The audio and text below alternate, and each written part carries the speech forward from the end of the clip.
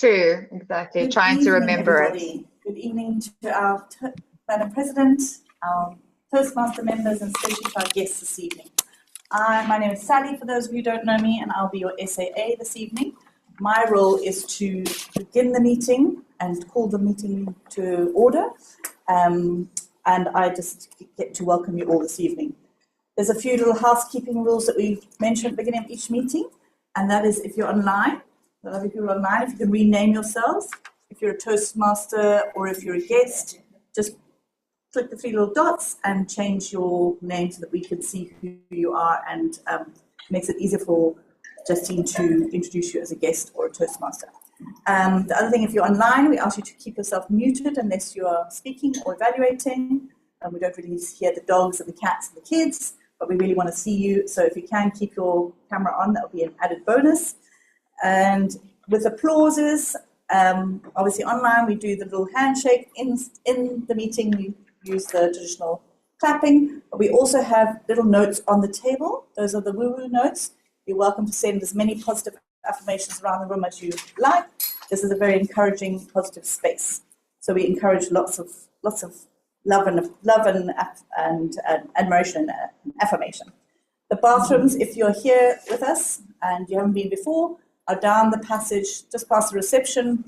You've got to wiggle a little bit further down the passage, and they're sort of on the left. You'll find there. That's about all from me. Have an amazing evening.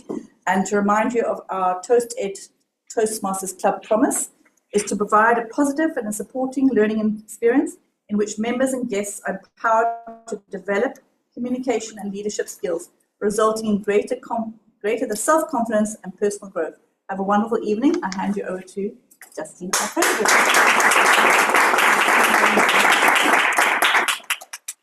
Good evening, fellow Toastmasters, all of our wonderful guests, and a special warm welcome to our area director, Derek, who is online. He's unfortunately traveling at the moment, so he's just plugging in and listening. But Derek, it's wonderful to have you, and thank you for being with us this evening. I look forward to a lovely evening. It's our 182nd meeting tonight with the theme No Limit or Limits. I think you can choose what you want to go with no limits. And I am sure that the speakers this evening are going to be amazing, and the role players are going to be amazing. So thank you so much for taking on all the roles that you have signed up for, making Michaela's job that much more easier. I want to just take a little moment to welcome some of our guests this evening. Madeleine, who was our fairy godmother at one point when we were in the Cullinan Hotel. She is the Vice President of Education from the Breakfast Club, and we're very privileged to have you here this evening. So Madeleine, thanks for being here. It's nice to see your warm smile at one of our tables again, so thank you. So I will ask you what has brought you here tonight. Thank you, it's lovely to have you. And then Rosetta, you are a second-time visiting guest. Welcome. Thank you for being with us. What brought you back this evening? Oh, I think you're such a great team. Oh, thank you. Well, lovely to have you. You enjoyed your evening. Maybe you can even become a member with us. Yeah, we'll see. Where's the dog? We'll see. The doggy is at home. My sister's there. Oh, sweet. Okay, Rosetta, but thank you. It's lovely to have you here with us. Thank you. And then another special guest who used to be a Toasted member and is now a visiting. Are you in Toastmasters still? Not this year. Okay, so Shifa was a member of Toasted, and we are so lucky to have her in person. She's often joined online, some of our meetings. So Shifa, welcome. And what has brought you here this evening? Well, I'm visiting Cape Town. Yes. And of course, this has to be a stop for me. Yes. Yeah. Because Toasted is kind of my aspirational. Yeah. Thank you so much. It's lovely to have you with us. And then Cassie, we have you online. Welcome. Are you a friend of Rochelle that's joined us this evening? Hi guys, yes I am. Oh, hold on. I can't hear you. Uzbekistan. Yeah. Okay, let's try again. Can you hear me? Sorry. Yes, we can hear you. Sorry. Hi, Cassie. Welcome. So, are you a friend of Rochelle? Yes. Okay, has she warned you against us, or has she sung our praises? She sang your praises. Amazing. Well, welcome. It's lovely to have you. I hope you have a wonderful evening with us tonight. And at the end of the meeting, I'll just check in with you. You can tell me what a takeaway is that you're taking home with you tonight. Okay. Thank you. Wonderful. Thank you. And Eric, I know you can't speak, but you can let us know in the chat how things are going, if everything's good, because you are the aspiration that we all look up to, because he is our area director. And already, Derek, you have been so supportive and wonderful. So I thank you. And then I'm going to invite our lovely VPM, Gabrielle, because we've got 2 new members in our club who are going to have their induction. So Gabrielle, thank you so much. Good evening, Mrs. President. Yeah, we are very honored to have 2 new members, and I would like to call upon Roger, please, Major, to come forward, and to Kwame, so we can induct you.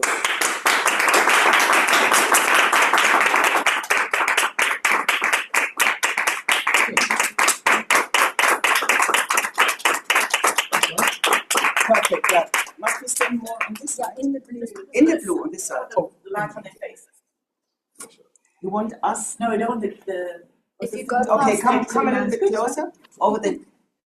Am I such a scare? I'm wondering what the line is for. No, that is, we are only moving. That's your We're only stage. moving here.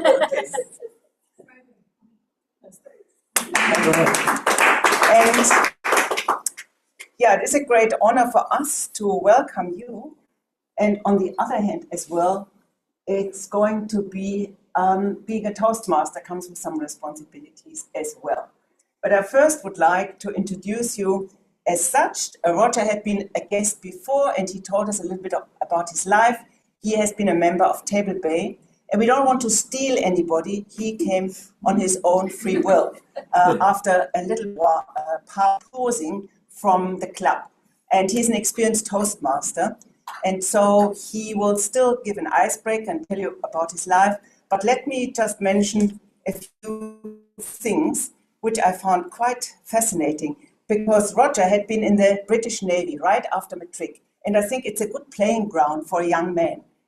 Before he then, after how many years? 20 or 10 years? 11 years. 11 years, Yeah. quit this job, went into the hotel industry, and more or less the rainbow spans through his life, being in the hotel industry, having an Airbnb in Wales, coming then after many years to South Africa, starting Airbnb here, and now he is delighting incoming tourists, and he is a tour operator, showing and selling our country. But not enough, as everybody expands in age-reversing times,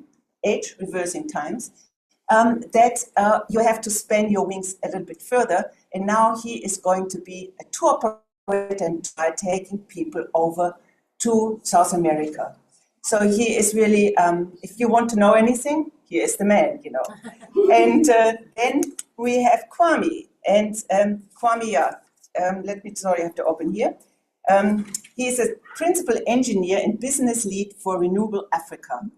With nearly 2 decades of professional experience spanning the energy and infrastructure sectors, Kwame is dedicated to advancing Africa's just energy transition. He is born in Ghana and is now a proudly South African. One is loose, the other wins. Huh? He brings a unique blend of technical acumen and strategic foresight to renewable energy initiatives across the continent.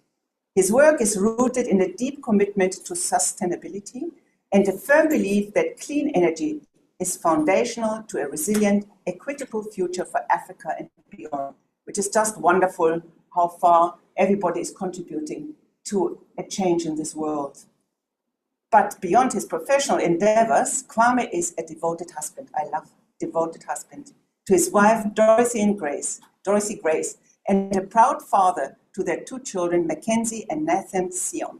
He finds joy in reading, cycling, global travel, and reconnecting with nature alongside family and friends. Kwame is thrilled to be joining Toasted and looks forward to sharpening his communication skills strengthening leadership capabilities, and growing in confidence as a public speaker. So, being now in the situation of joining us, there are a few things I would like to mention, which is important for being a member of any Toastmaster club, and in this case, our Toasted. Let me say what Toasted or Toastmaster would like to convey to every new member. There are certain obligations being a member of any club, in this case, Toasted. We are a group of people brought together to do things we could not accomplish alone. Our collective obligation is to grow and improve ourselves and to share our knowledge and experience with fellow members in a spirit of enjoyment. This means you must work diligently toward your own self-development, evaluate others' speeches in a spirit of support and sharing, assist the club in reaching its goals, remain positive, and keep a smile on your face. Yes, it's there. We ask you, our new members, to dedicate yourselves to personal growth, to share this great gift with your fellow members, and to help keep this Toastmasters Club strong and dynamic. And if you do that, and if you feel connected to these values, then please just say, yes, I will. Yes, I will. Yes, I will. Wonderful. And you, wonderful members of this club, I pledge your support, this quest in self-development, and to provide our new members with positive, helpful evaluations and maintain a friendly, supportive atmosphere. And if you feel like you want to do that, then please say, yes, we will. Yes, we will. And please welcome our new members in standing ovation. Thank you, Roger. Thank you. Wonderful to have you. And back to our wonderful president. Thank you so much. Thank you, Gabrielle. Thanks, Roger. Thank you. We look forward to a lovely journey with our two new members of Toasted.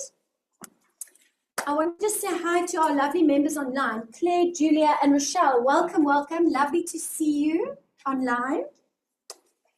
And then I want you to just think about your why. And why is it that you joined Toastmasters? Because in September, the 15th of September is when we are wanting to have our payments for the next 6 months or the next year for the Toastmasters year. So you can decide if you want to sign up for another 6 months or another year. And just bringing it back to what is your why and why did you join Toastmasters? And thinking about when you started and where you are now and the growth that you can feel within yourself. And just take that home with you. And when you receive your invoices, be like, yes, I will sign up for another year or whatever that might look like. So keep a lookout for your invoices. We do have the self-pay option available, so you can go and do that all on your own. So please, we would try to get as many members signed up before the 15th of September, because then we get the Treasurer's Excellence Award, which Sally got us last year. So now I'm trying again. Okay, thank you. I now ask everyone online, please unmute yourselves and raise your glasses. Mine is just over here. And we're going to make a toast to South Africa and all her speakers. To South Africa and all her speakers. Yes.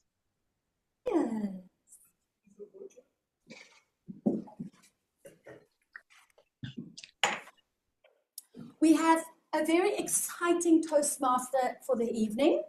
I think she's feeling excited, maybe a little bit nervous. That's all normal.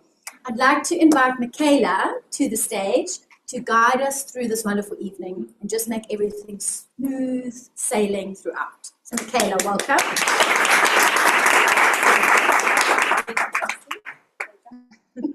Good evening, everyone. I am nervous, yes, but Tonight's theme is all about limitless. So we kind of just need to expand and mulch and merge and kind of do our best to grow and get forward. So tonight we are reminded that boundaries we often live by and how they can hinder us.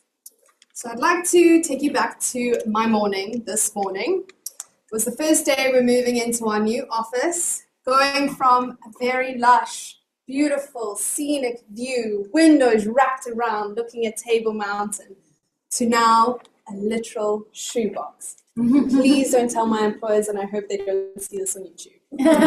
Moving on swiftly. I'm ready to go. It's fine.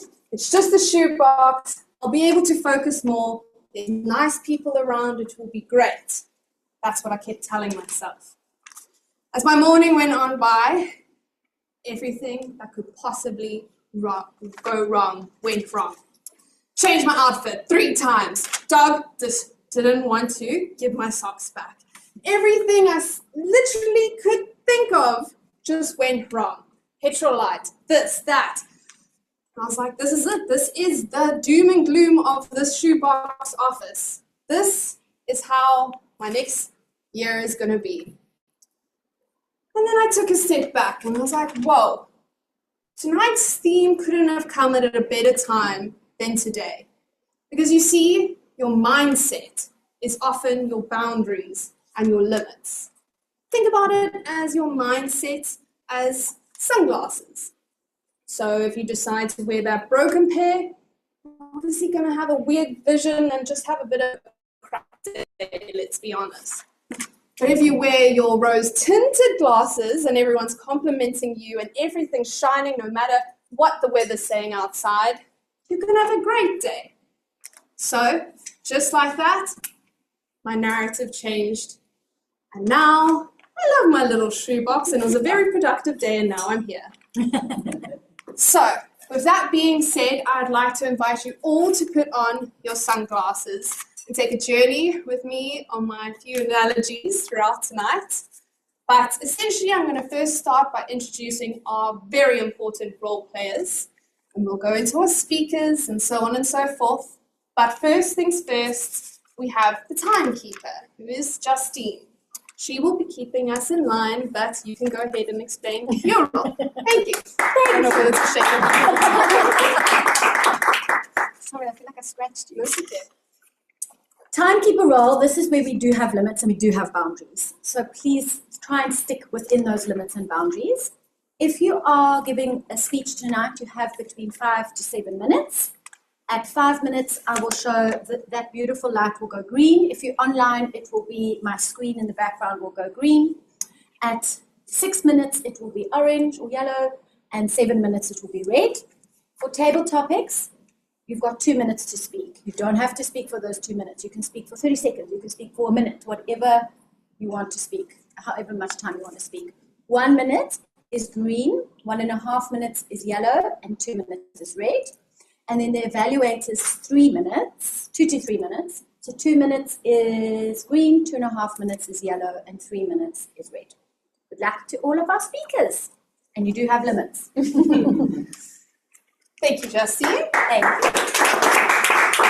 Again, that is the only place that you have limits. The rest of the evening, we are limitless. So next we have Julia, who is our and content. She is online. Julia, please go ahead and tell us what your job is.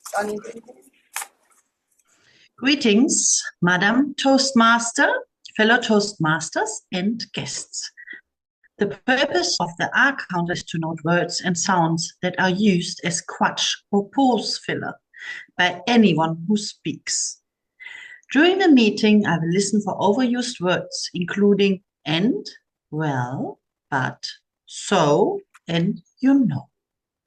I will also listen for filler sounds, including a, and l.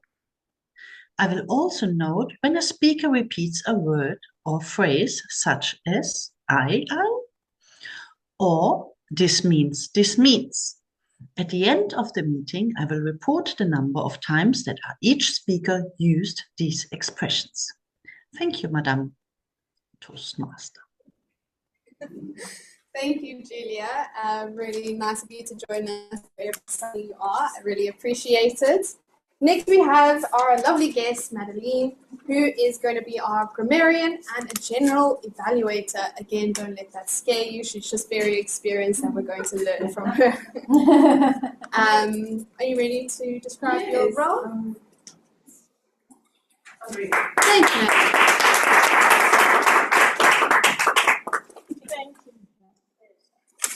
Thanks, Madam Toastmaster, fellow Toastmasters and guests. So I have two roles this evening. Both are kind of evaluation roles. The one is the grammarian. And before I start with that, I want to ask you if you know what are some of the skills that we gain from being a grammarian in a Toastmasters meeting?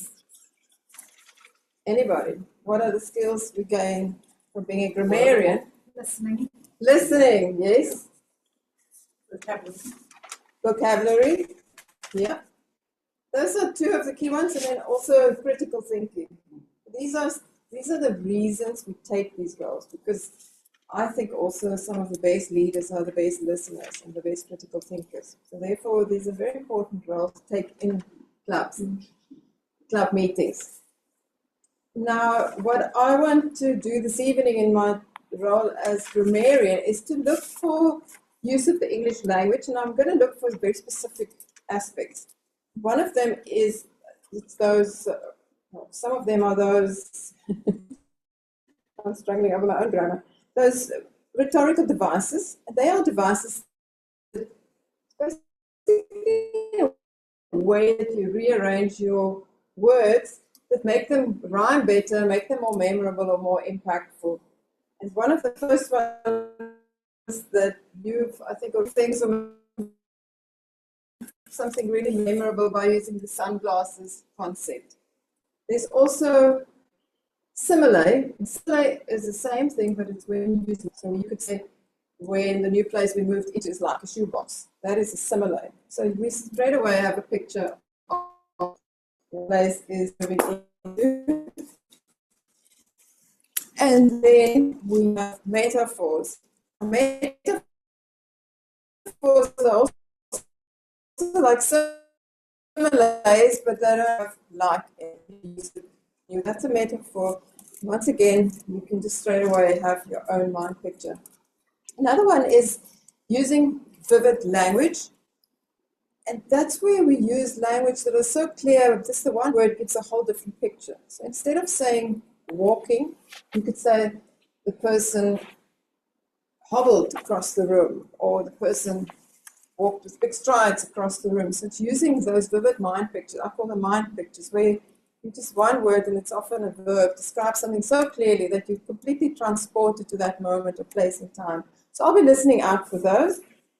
Another one is triads or triads. It's the power of three, where instead of saying, and I'd like to find my example, where instead of saying she was brave, you would say she was brave, she was brave, strong, and courageous. I think it's the best example, but it's that kind of way where you really use three words in a row and make something really stand out. I have a nice example, which I've lost.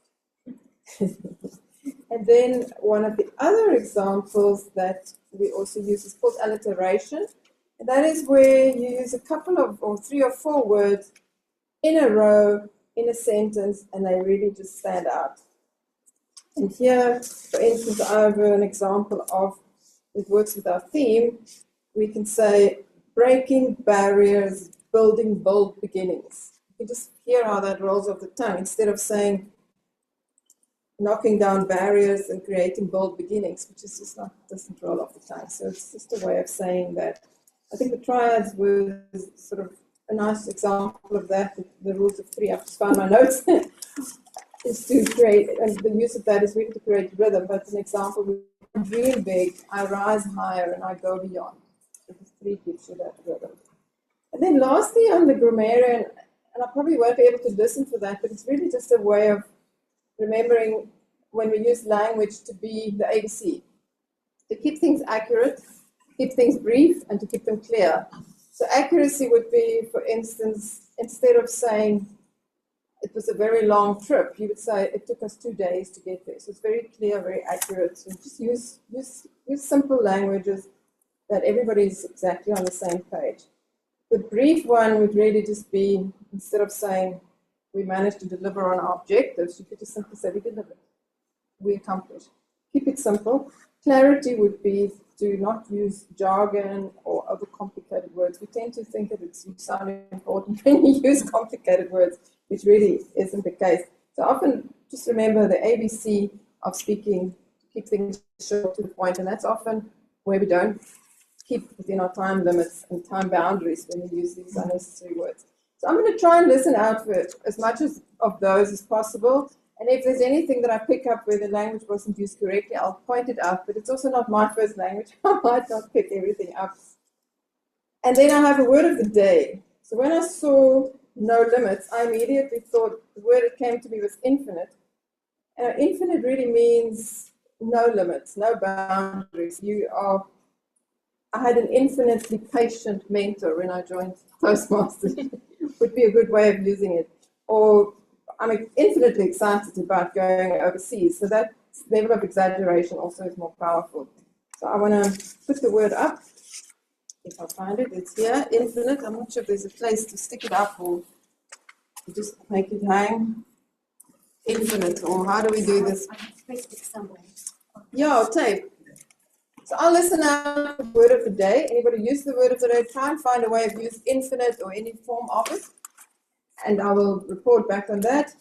And then just very briefly, my other role being the general evaluator. I will just make a general report at the end of things that I noticed that work very well, that makes Toastmaster Club meetings successful, and things that could be improved on. That will be what I will report on at the end of the meeting. Thanks, Michaela. Thank you.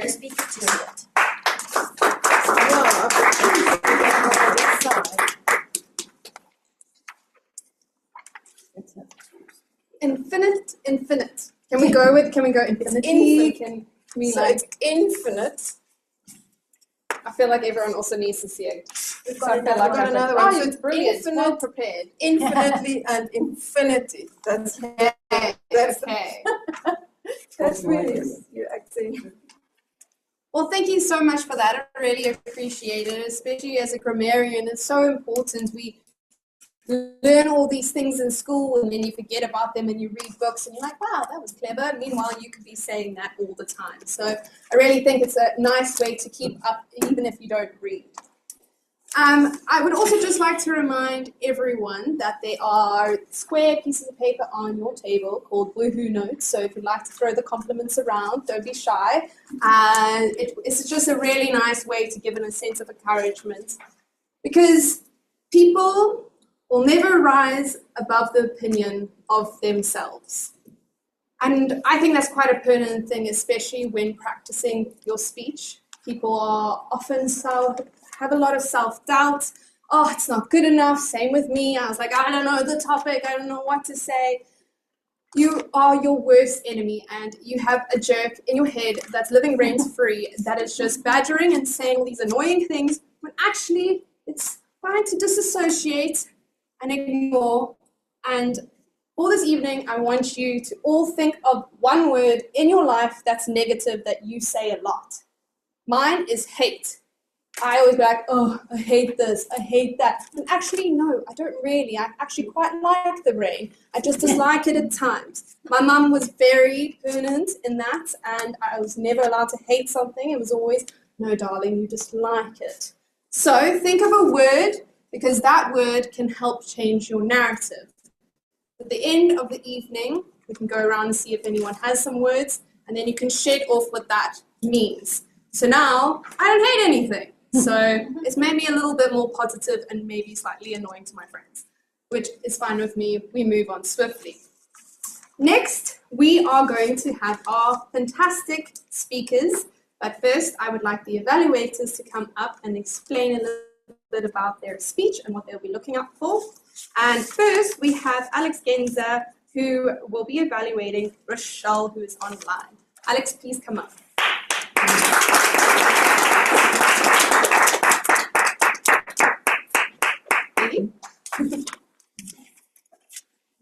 Good evening. It's my absolute honor to introduce the first speaker of the day, Rochelle Rubino. Rochelle is on the pathway for motivational strategies, and the title of her speech is Ebb and Flow. That's the second speech on level 1, writing a speech with purpose. You're about to hear an inspirational speech on how life's unexpected detours can lead ultimately to growth and fulfillment. Things that Rochelle asked me to look out for is her body language, as well as the delivery and the flow of the speech. Best of luck, Rochelle. Rochelle Rubino, Ebb and Flow, Rochelle Rubino.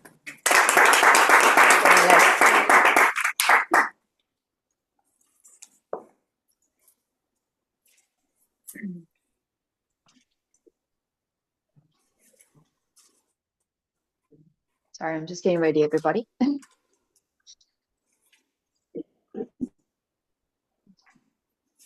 There I was, 18 years old, sitting on my single bed in my mom's house. My walls covered with dolphin posters, my shelves lined with dolphin figurines and sea-themed memorabilias. I had one thought. One day, I'm going to be the most amazing marine biologist. Or maybe I'll just swim with dolphins. I mean, both are cool and fun. I mean, I was 18. There's no way I knew what I wanted to do with my life. I had no plan or no structure or who I wanted to be as a person. But that's when society's little voice started creeping in. What are you going to do after high school, Rochelle? What's your plan?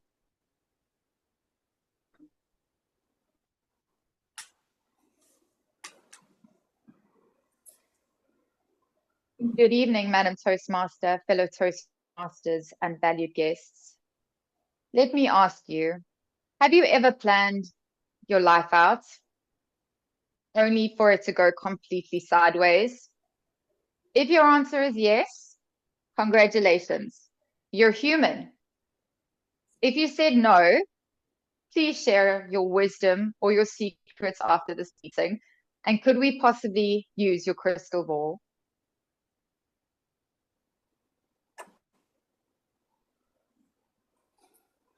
In my 20s, I had big dreams. I even wrote them down on an actual vision board. Let me share what was on my 535 list. This is my vision board. Let's start at the top. Create 2 companies, climb Kilimanjaro, become a millionaire, be married with kids, buy 5 houses, not 1, 5, do an MBA, compete in a bikini fitness competition, and move to Umhlanga to live by the ocean.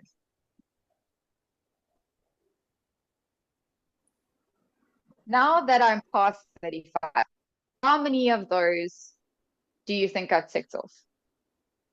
2. And not quite the way I planned. I had a child. I'm not married, but I'm happy.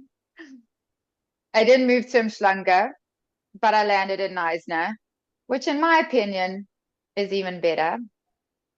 And the rest? Not yet. Some days I beat myself up. Why haven't I done more? Why is it taking so long? And that little voice inside my head, let's call her Karen, she loves to tell me how I failed. You had 2 failed relationships, Rochelle, that you thought that would last forever. You're raising a child on your own.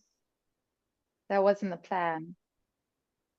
You've had 6 job changes in your career, starting from the bottom, folding documents, then on to selling advertising. Then you became a travel agent, and now you're a manager And then you became another manager. And where are you now? Still a manager. Surely you should be further in your career, earning more, being better. And then with that Karen in my head, dealing with my own emotional and mental traumas. It's a tough pill to swallow. But where does all this pressure come from? Society?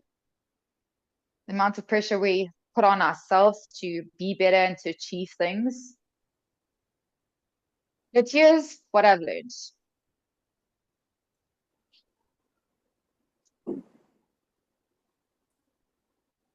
Life doesn't follow a straight line. It flows like the ocean. It has tides, it has currents, ebb and flow. And every delay, every failure was actually preparing me for something better. That bikini competition, these days I've found more passion in food and wine. So unless it's an eating competition, I'm not placing anywhere in a bikini competition. And I'm okay with that. I discovered a love for running. I've completed over 10 half marathons. I've completed a full marathon. Took 6 hours. I basically died. My next big goal is to do the comrades in 2026 or 2027. It's a work in progress, and it also depends on my body and my knees getting older. And while I haven't launched a business yet, I've spent the last 8 years working for a company that made me discover what I love. And now that passion is turning into a business, which will be launching at the end of this year. So here's my message to you. It's okay if life didn't turn out the way you planned. Give yourself grace. Your journey is not meant to be perfect. It's meant to prepare you. And every challenge you face is shaping you into the person you need to become in order to handle your dreams when the time is right. I've learned to stop forcing life into a timeline. Now I listen to my gut and sometimes my therapist. And that inner voice, she's becoming a lot more encouraging than Karen ever was. Let me leave you with 3 thoughts that guide me and keep me grounded. I am thankful for my struggle, because without it, I wouldn't have stumbled across my strength.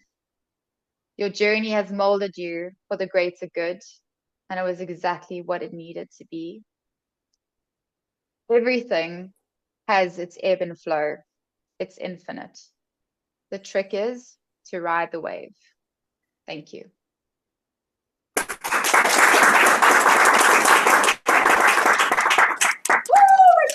I told you you would be good. Well done. And it's just so interesting how you think massive decisions in your life, whether it's get married or move here, do this, those are what define your life, when actually it's the small decisions in the background that you do every single day that get you to where you are, to get you to do such an epic speech like that and to share your journey. So very well done, and I'm so glad from seeing your speech at the beginning, it's gone well, so well done. Next, we have Tabang, who will be evaluating Sally. Tabang, welcome back. Please come ahead and explain Sally's speech and what you'll be looking out for.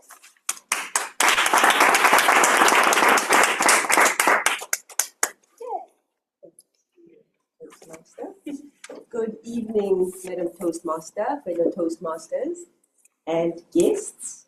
Today, I have the honor of evaluating Sally's speech. This is her 4th speech evaluation and feedback. She is doing the pathway dynamic leadership, level 1. And I'm practicing my desire to be infinitely teachable. And I'm carrying my notes, where before I would have tried to not carry my notes. And I'm learning from Madeline. Sally's always got this way of telling and relaying her speeches in a relatable way. And so I look forward to hearing Sally's speech tonight. The things that you'd like me to look out for are sticking to the topic, making sure that the speech it's flowing, it's got the ebbs and flows, as Rochelle has said, it's making sense and it's inspiring enough. I look forward to hearing your speech, Sally. Please join me in welcoming Sally to deliver her speech. Power of Play, a Basket Full of Wonder, Sally Burton. Sally Burton, Power of Play, a Basket Full of Wonder.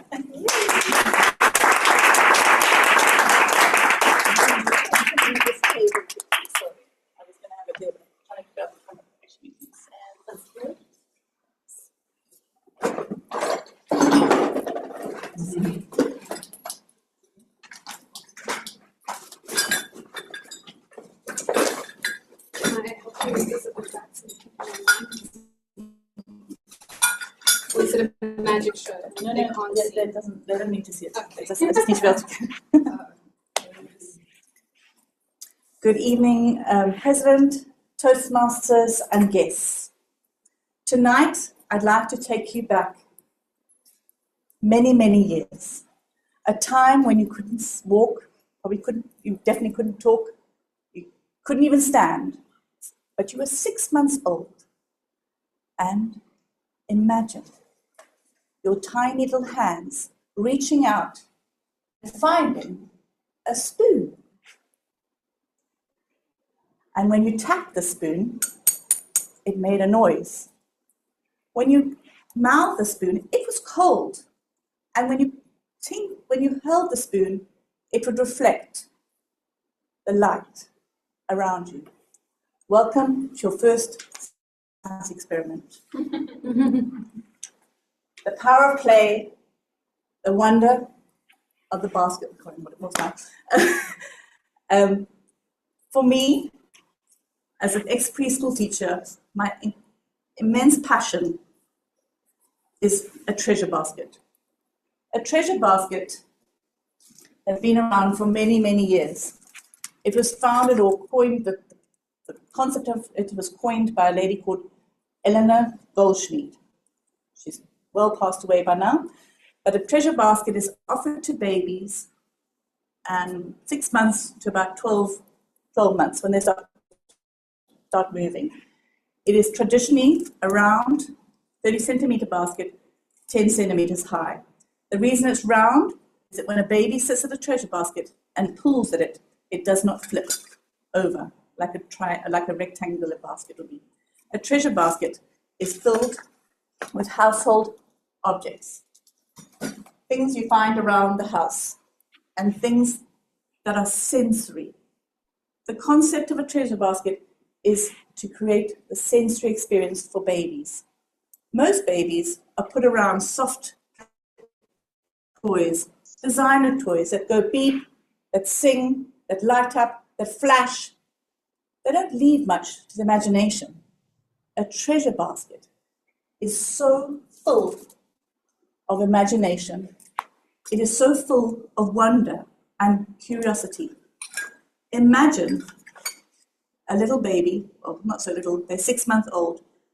We forget that they have just arrived on this beautiful earth, and as parents or as educators, worse.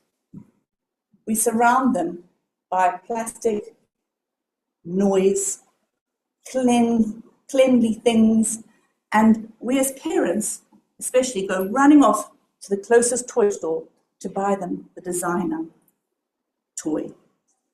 It doesn't bring curiosity. It doesn't bring wonder. It stops the imagination. It usually does one thing or another. It doesn't do all things, and it definitely doesn't create or spark the imagination in a small baby who is primarily a sensory being. They've just arrived on this beautiful planet. Your scarf is a toy for them. Your dog running in, the noise of the doorbell, the leaves in the tree twinkling are all incredibly inspiring and sensory experiences for a young baby. You say, why not toys? That's why. I vehemently believe, not vehemently, that's a bit strong word. I truly believe babies under 3, children under 3, do not need toys.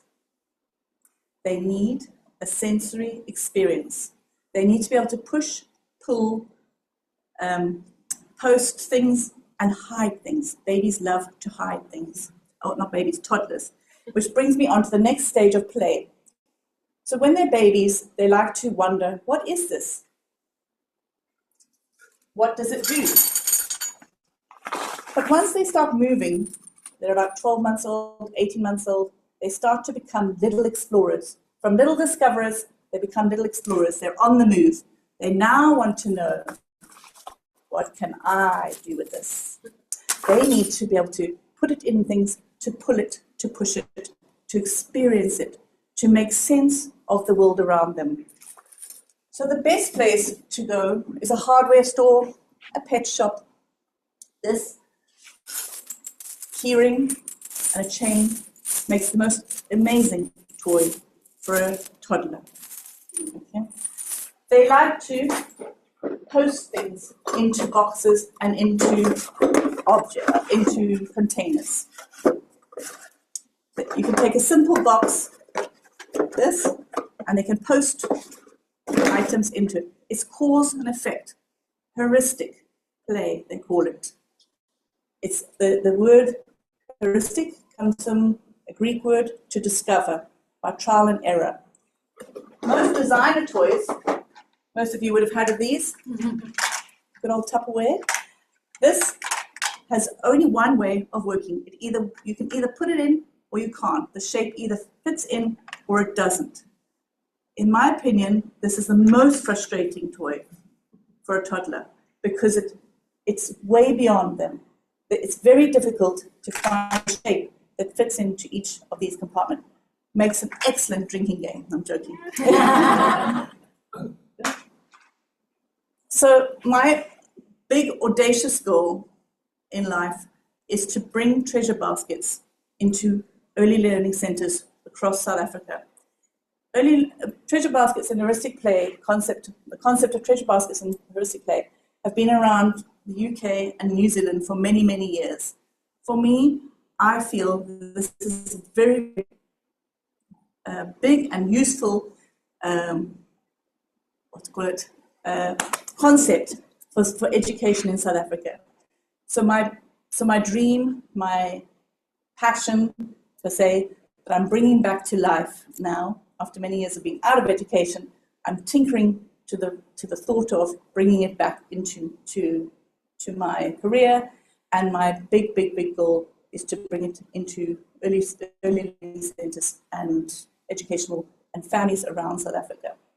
I've completely gone off my topic now, but, but the red light is here, and so I would like you to next time pause when you're out shopping for a baby, or especially if you're not my audience, but if you have a baby, to pause and think.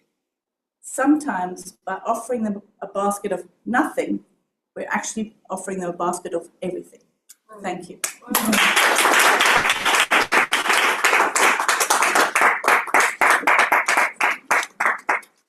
Well done, Sally. Can you think of all the infinite possibilities a child's mind could go to with all those random little objects?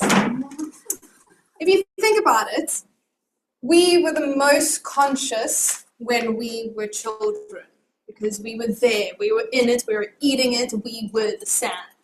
As older you get, the more that shaves away, and I guess that's kind of what it's saying. And think about it. Another analogy, your conscious mind is an ant, and it is a very small percentage. Now, your unconscious mind is the elephant. So you might be that tiny ant, that tiny percentage of consciousness going North Star facing, but you're on an elephant going the other way. So that's why it's so important to take a step back and be more present in the unconscious thought to break those barriers to become an even bigger ant. With that being said, we next have our third speech, who is by Anthony. and that will be evaluated by Christina. Christina, please can you come ahead and explain the speech?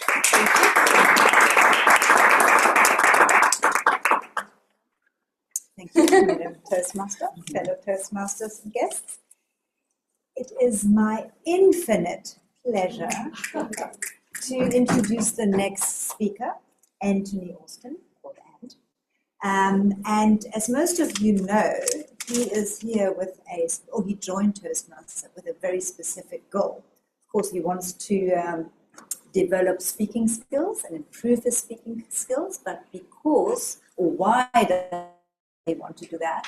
Because his ultimate goal is to deliver the best wedding speech ever at his own wedding. So we can now witness his third speech. He's actually, I said to him earlier, he's hurrying up and rushing a lot, so to get as many speeches in as possible before the wedding. So it's his third speech. It's level 1, presentation mastery. And this speech is about introduction to vocal variety and body language. So I will watch out for that. And when I read his title, I was like, oh, that's nice. I love that title. Who doesn't like food? Definitely not me. So I'm introducing Ant Austin with Who Doesn't Like Food? Presentation mastery. His third speech, Who Doesn't Like Food? Ant Austin. Please.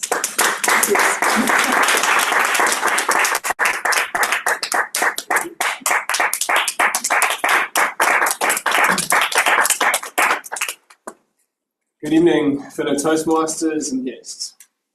So, who doesn't love food? Well, there was a time, a long time ago, when I was a nightmare dinner guest. I only eat plain pasta kid. Can you scrape the sauce off, please? Yes, I was a very fussy eater. Fresh tomatoes, too slimy. Anything green, suspicious. Olives, what even are those? Small and tasteless. But something changed. Some routine, dodging broccoli and discovering real flavor. I felt deeply, passionately, and permanently in love with food. And tonight, I want to tell you about the 3 culinary loves of my life and how I realized food is limitless and infinite. Pizza, a proper bacon and fries, and of course, a good old South African braai. Oh, and for anyone who cares, I'll be sharing my top 2 favorite places to get each one. So let's start with pizza, my first real food crush. It's not just melted cheese and sauce on dough. It's a work of art. It's a warm, stretchy, messy masterpiece. Whether it's Napolitan style, with that soft, pillowy crust, or a crispy, thin base with just the right crunch, pizza has never let me down. There's something about that cheese pool, that golden crust, that whisper of oregano, the food equivalent of a warm hug and a high five all at once. But let's be clear, no pizza is a good pizza without the right toppings. Give me bacon, ham, or both, mushrooms, fresh rockets, garlic, a lot of chili, and a drizzle of truffle oil to finish it off. Now that is love on a plate. But don't worry, I made peace with tomato sauce. Keep the fresh slices far, far away. My top 2 pizza spots, the Chini's in Cape Town, still my go-to for a proper old-school thin base, and Pizza Shed, Napolitan style heaven, with all the right bubbles and flavor. Now on to breakfast, a meal that I take very, very seriously and will never miss on the weekend. There's that sizzle of bacon in the pan, that soft golden yolk threatening to burst. That smell that slowly wakes you up, better than any alarm clock ever could, but sometimes, / always, puts me to sleep after too many rashers of bacon or slices of toast. It's not just breakfast. It's a quiet moment of happy comfort, whether it's a slow Sunday morning or a heroic recovery from the night before. It always hits the spot. My love for breakfast started when I was very young, back in the day, when my grandpa used to make us his signature egg in a cup. It was simple.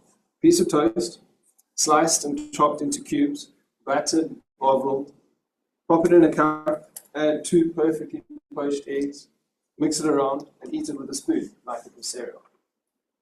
To this day, it remains one of the most comforting things I've ever done. And now, whether it's fluffy scrambled eggs, perfectly cooked poached or fried egg, I am, without a question, an incredible breakfast chef. Crispy bacon, air-fried pork sausages, eggs done just right, toast with proper crunch, perfectly cooked mushrooms, avo, and of course fresh rockets and chili. It's familiar, it's comforting, and honestly, it's unbeatable. My top 2 fry-up spots: number 1, my kitchen at home, because nothing beats it. Number 2, Strangers Club in Cape Town, their full English breakfast is a solid second. Now let's talk about something truly, truly sacred. The good old South African braai. This isn't just food, it's a community. It's a ritual, it's pure, fire-fueled joy. There's that familiar crack of the kindling, the comforting hiss of the meat hitting the grill, the click-click of someone testing the tongs like they're gearing up for battle. And then there's the crowd, friends and family sharing stories over a couple cold drinks, people pacing behind you asking, should we not flip that steak yet? Fifth time. There's always one person in charge, often self-appointed by master, often self-appointed by me. It hurts to let anyone else touch the meat because I've got a logical system. Perfectly mixed blend of herbs, salt and pepper, a pair of very specific tongs, and a very hot fire. But when it all comes together, thin boerewors, lamb chops, chicken wings, ribeye, steak, sliced and served on a wooden board with a drizzle of lemon juice, that's happiness. That's home. There's never a bad time to braai for dinner and friends, and it's one of the best things about being South African. Now for my top 2 braai spots. Again, my back garden, because let's be honest, the best braai is the one with people you love, a fire you built, and meat you cooked yourself, and the Hussar grill, a 400-gram ribeye steak, deliciously naughty batter melting on top, chips and chili. Doesn't get much better than that. So looking back, it's hard to believe I was once the kid who turned his nose up at half the plate. But food has a funny way of growing on you, just like people do. From my grandpa's egg in a cup, to my carefully crafted breakfasts, to late night pizzas and fireside braais, food became more than just something I eat. It became something I love. It brings people together, creates memories, and reminds me every day how good life is. Still got a few boundaries. Olives, I'm looking at you. Fresh tomatoes, don't even try. But if you ever want to win me over, just bring me breakfast or pizza. Thank you.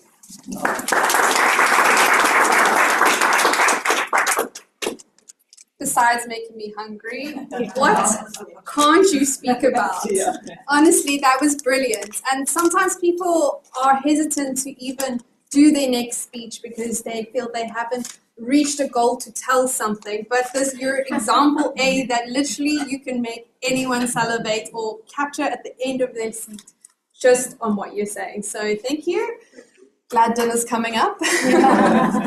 Next, we have Claire, who is online, and Gabrielle will be evaluating her. Please come up and explain Claire's speech.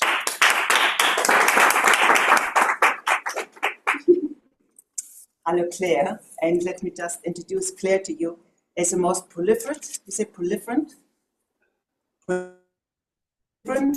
speaker who has given us infinite education and speeches. She is a veneered, my English now, a speaker, not a speaker, experienced, long-standing speaker and member of the club. So tonight, the purpose of Claire's project is for her to practice using a story within a speech or giving a speech that is a story. And she would like to know whether her story illustrates her journey and convince members of the power of positive thinking and gratitude. She is on level 3 and she can select a project from level 3. She has selected telling a story and she does presentation mastery, and her theme is gratitude. Gratitude, Claire van Zeel.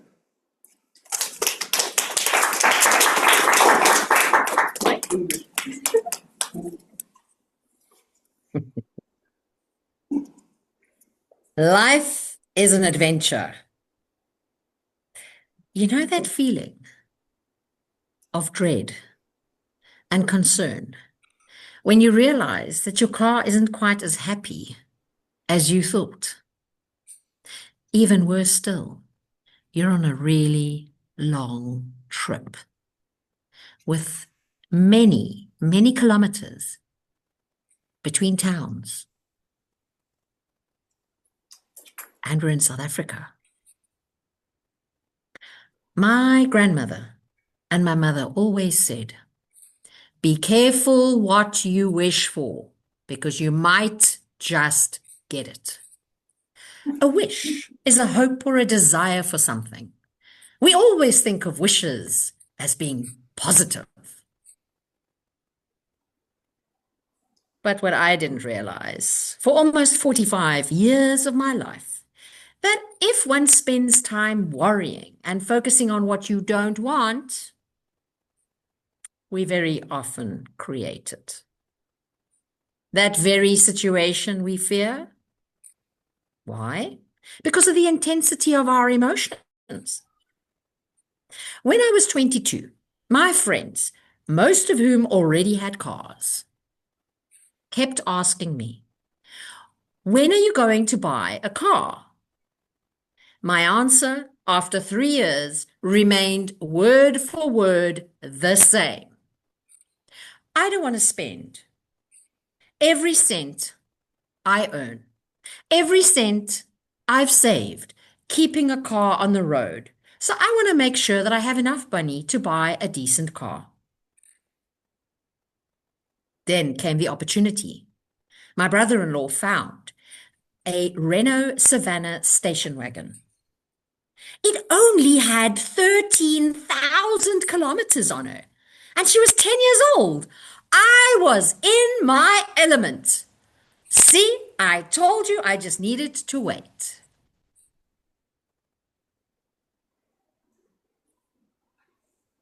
But remember my words. That had become my mantra. For 3 years, I'd said it over and over.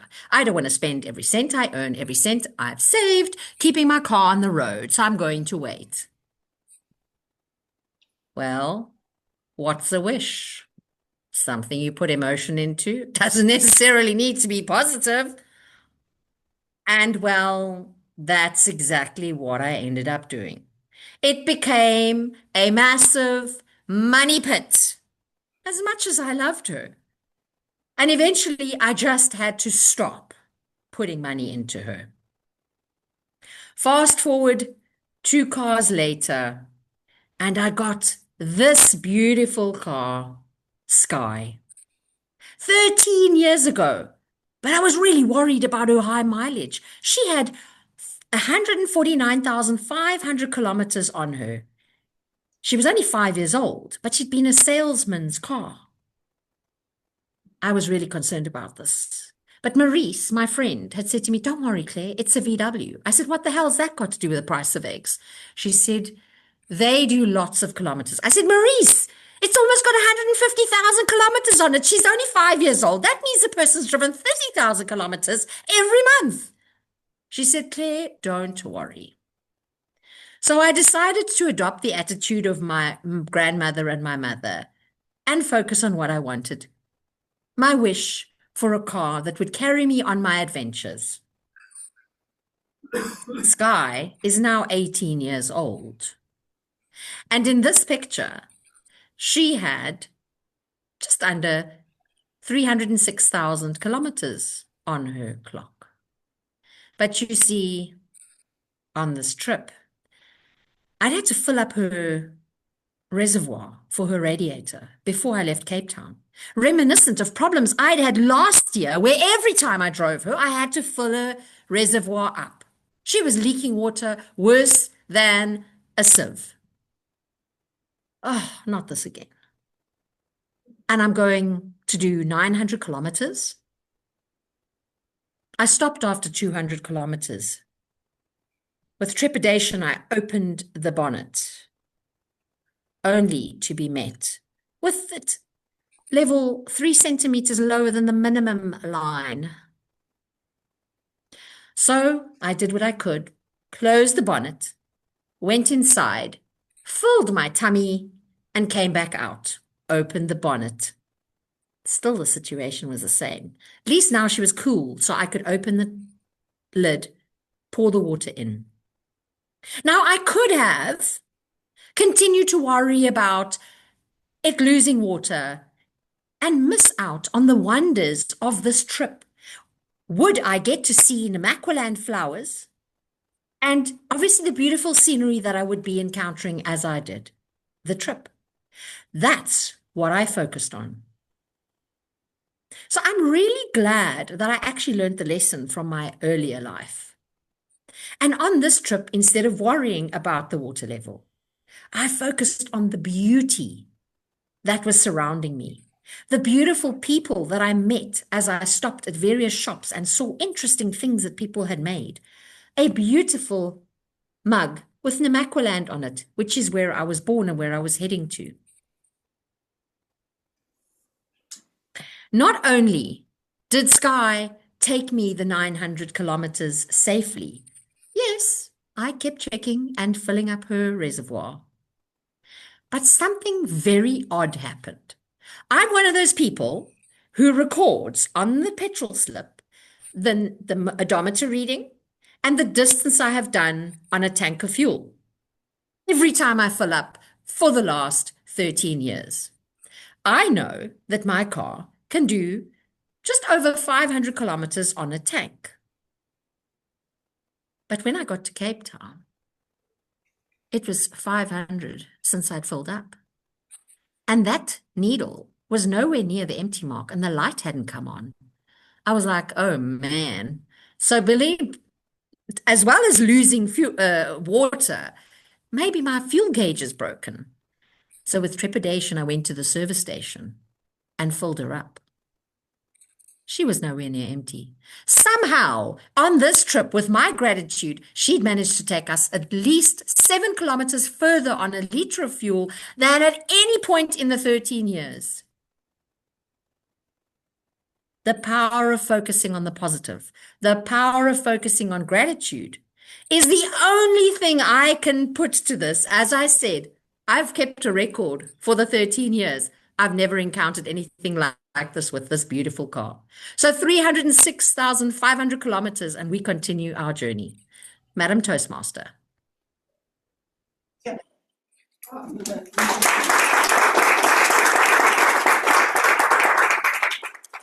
Thank you so much, Claire. If anything, that just plummeted down to earth. Take risks. Stop worrying about what might happen, what if. Half of the time, life just passes by if you don't take risks. If you didn't get in your car and drive to Namaqualand, you wouldn't have an epic cup or meet those really cool people along the way. So I think that was just a permanent way of saying take risks, everyone. And now we're actually ahead of time, which is surprising because I'm normally late for everything, which reminds me of what my therapist said. I asked her, I really need some way to figure out my life and do better with time management. I'm just all over the place. I have so much to do, and I just can't keep normal therapists normally would. They would give you a rigid schedule on how you can improve this in your life. Instead, she was brutally honest and said, you are afraid of rejection. You say yes to everything, and that's why your time fills up. It's not about time management, it's about something else. So, on that note, as I opened up to you like a book and feeling very vulnerable, I want to remind you of a word that you're meant to remember and get rid of. and be as vulnerable as I am. Anyway, I have lost my paper that tells me what to do next. What to do next is finally dinner time. And thank you, Ant, for making our tummies grumble. I would like to release you all and, oh, we still have to vote. You cannot eat just yet. Really? The time, Justine, that is so rude of me. Justine, please, please, I'm clearly very hungry. Please come ahead and read the timekeeper's report. Thank you, Madam Toastmaster. Rochelle, you were 6 minutes 49, so in time, perfectly. Sally, 7 minutes 24. That's great, because if you were 7 minutes 31, you'd be disqualified. Oh gosh, Claire, I never wrote down your time. I'm so sorry. Anthony, 6 minutes 34. And Claire, you must have been about 7 minutes 20. Sorry, I didn't write it down. Thank you, Madam Toastmaster.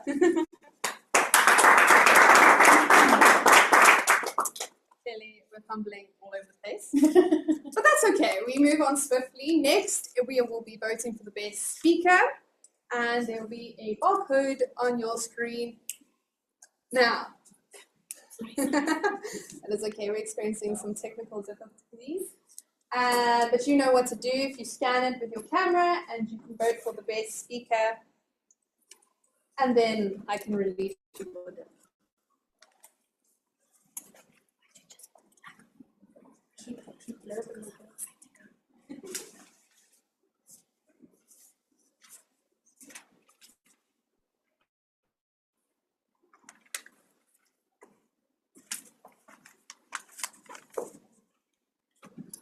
This dinner is not ready yet, and I am clearly, again, very hungry that I keep talking about food. Thank you, Ant. Okay, well, now I was going to get tuck into a story. I will continue my story when we are finished with dinner. At what time, Justine? You can come back at 8, and I'm just going to pop everyone in a breakout room that's online. Okay, cool. Everyone that is online, we will be split into a breakout room and get to know each other. Julia, if you would take lead on that, because you're great at chatting away. We miss you, by the way.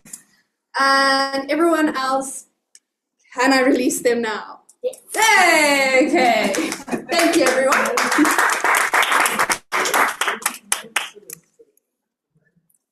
Sorry.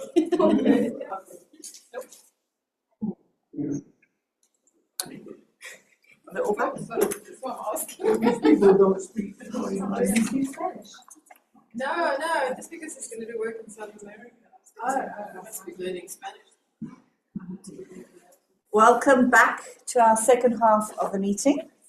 This is, if you haven't been to Toastmasters before, this is a part of the evening that we get all our evaluations done, and it's a learning part of, well, to me it's more great learning comes in the second half, and it's very, very nice to hear all the feedback, so enjoy, and I am infinitely happy that my speech is over, and I'll see you soon. Thank you.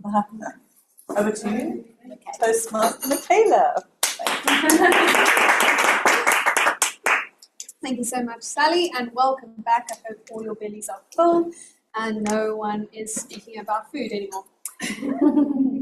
So, when I was younger, I was unbearably shy. And I would keep telling myself how shy I was and wouldn't do anything, wouldn't go play with other kids, would just stick to glue next to my mum and dad. And then one day, we were at the East Rand show.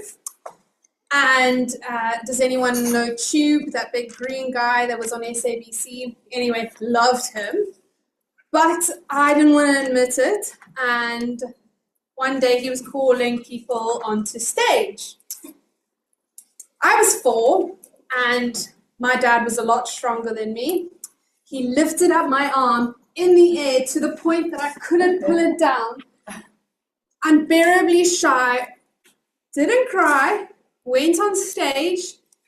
They filmed the whole thing. I think it's somewhere on YouTube. And there I am dancing with Tube. Again, I would still tell everyone I was shy. My dad would say, "You are not shy. I've seen you dance with Tube."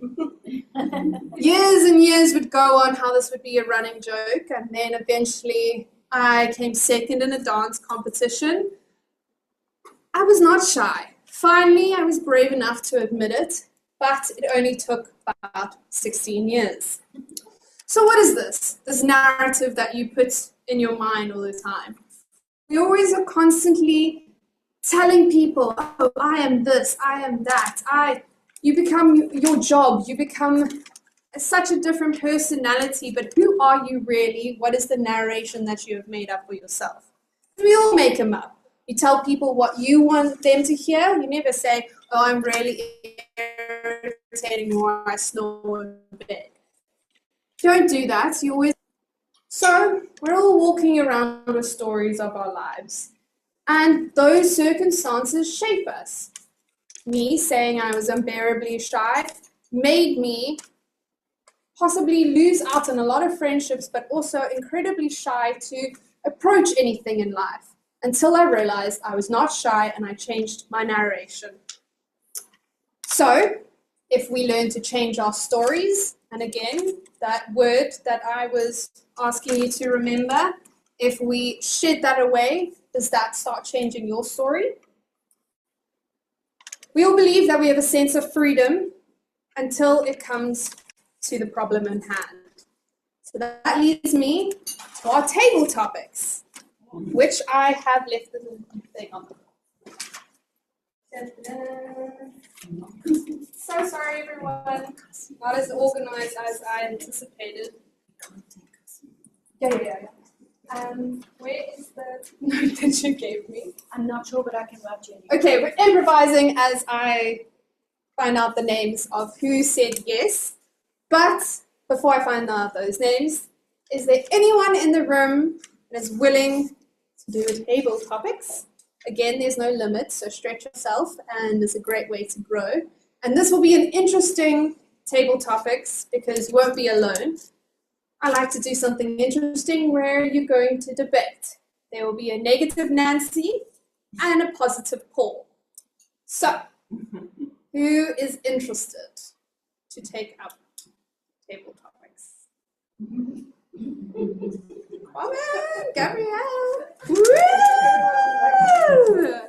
Please welcome up our first contenders. Thank you. Okay. I'm going to choose randomly who's negative Nancy and who's positive Paul. Negative Nancy, because you're very positive, so let's see what you got under your sleeve. Ask me at the end what my word is. And positive Paul. Okay, now, positive Paul, can you choose a number from 1 to 8? Choose any number. 7. 7. Cool. All right. So remember, you are going to argue for and you're going to argue against. Which holds more power? Saying yes or no? This could be in any situation in life. But if someone had a gun to your head and they asked, which holds more power? Saying yes or no?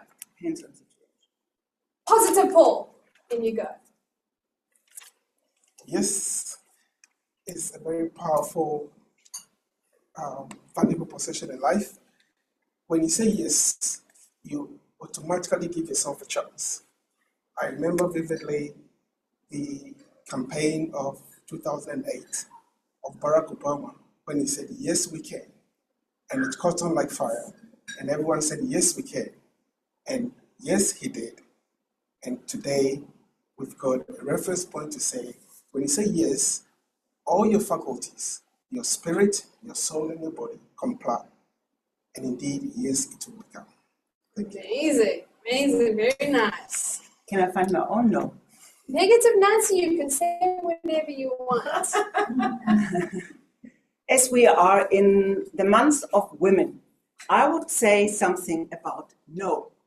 When I was expecting my first child, Moritz, he was not really wanting to come out. He was askew. He was holding on tightly to the uterus and said, I'm staying here. And I thought, good boy, because it was so nice with him. So the doctor said, let's have a cesarean. And I said, no. Why did I say no? Because I believe that medical profession has enough tools to turn the child around in my stomach so he sits at the right exit. And if he comes out by his own force, then the stars will be aligned in such a way that his life will take the line and the purpose is meant to be. But if those doctors interfere by just cutting him, pulling him out, he might not find his right way in life. And so I said, no, you're not touching me. I bring him out by myself and you do your job as well. And they did it and he flushed out.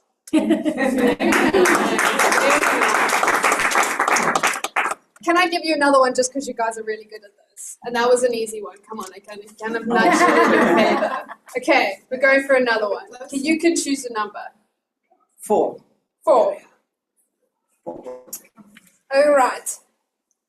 Okay, now you're still negative Nancy, you're still positive Paul, because I like where we're going with this. All right.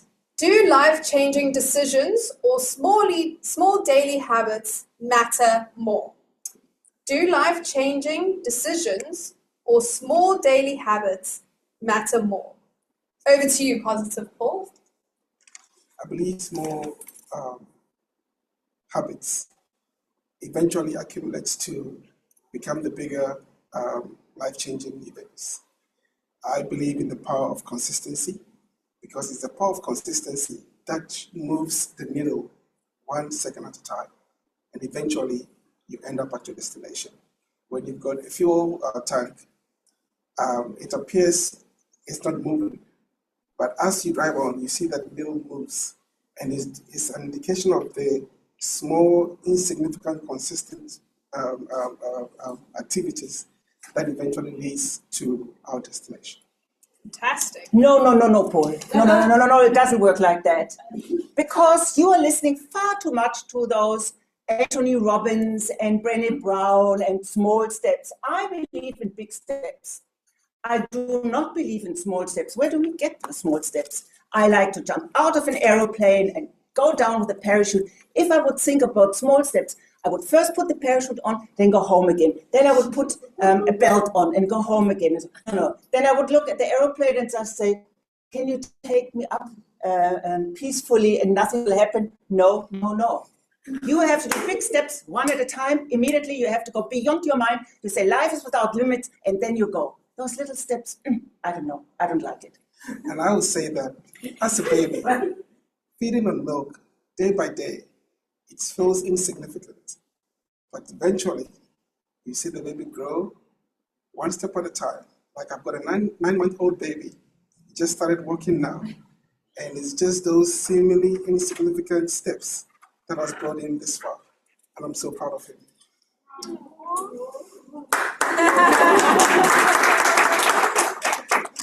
Bravo, well done, positive Paul. Thank you. Are we dismissed? You're dismissed. You are dismissed. Yes, thank you. You can discuss it over coffee. And anyone else? Oh, Julia. Online. All right, we have Julia online. Is there anyone else online that wants to be a positive Paul or a negative Nancy? Claire, sorry, what did you say? Derek's trying to unmute. Derek looks like he's trying to unmute. Who is up to fake Julia? Force to be reckoned with. But also, look at that sun ray. Come on, she's like an angel. Is there anyone online ready to debate? Julia's unmuted. I'd like to challenge Derek, please. Oh, Derek, okay. Oh, Derek, are you? Hey, fantastic. Nice to see you again, Derek. Alrighty, okay. Just because I think Julia is hilarious, we're going to go with negative Nancy. Positive Paul, Derek, because I have the pleasure of knowing you, I think you're quite positive and you'll be great at this. So you can choose a number 1 to 8. And you can't choose forgot the numbers they said, but I'll let you know. 7 and 4. 7 and 4. Can't choose 7 and 4. Which numbers? You can choose between 1 to 8, but you can't choose 7 and 4. 1. Let's go for number 1.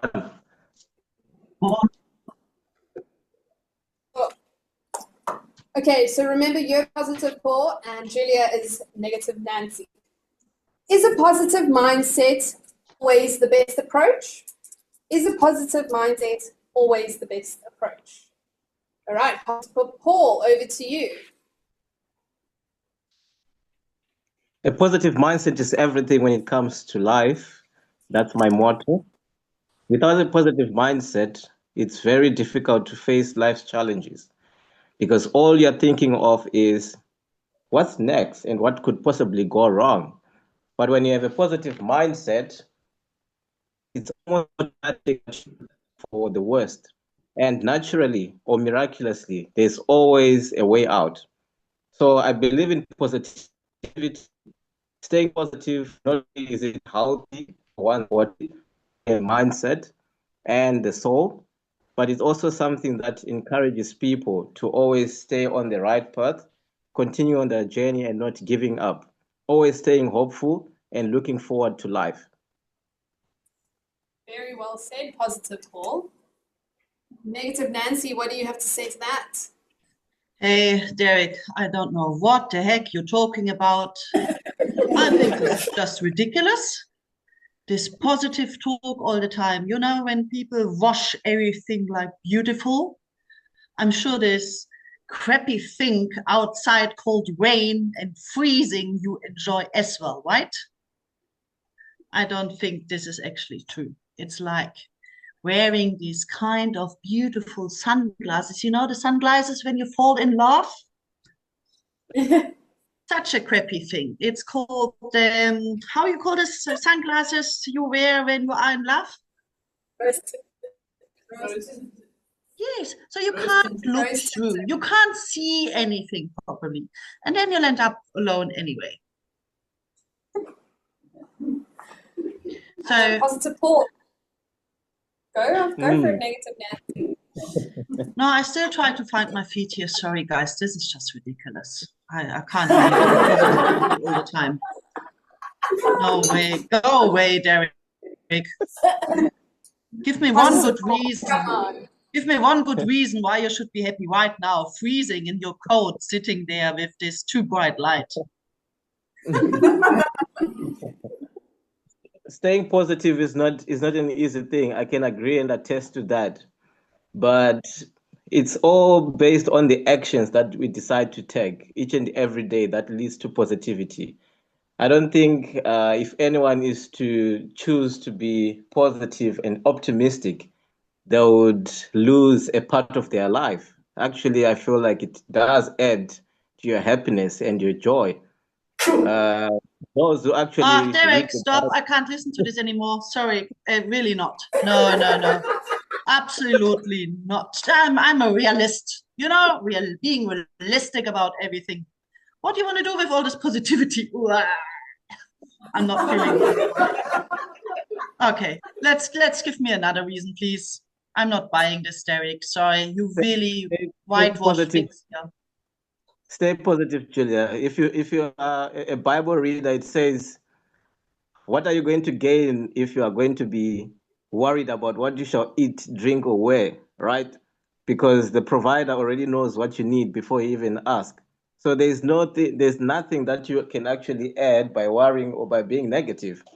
So if you don't lose anything, then why not be happy? Why not choose happiness and feel, positive and stay positive? It actually You see, adds. Derek, and that is exactly what I mean. I have no chance. You choose and get the Bible out. So I'm standing at the wall right now like this. I have no argument. This is just not fair, and life is not fair because I can't compete with Jesus and I can't compete with God and all these things, and you pull it out, I have no chance. You see, being realistic about life is much better.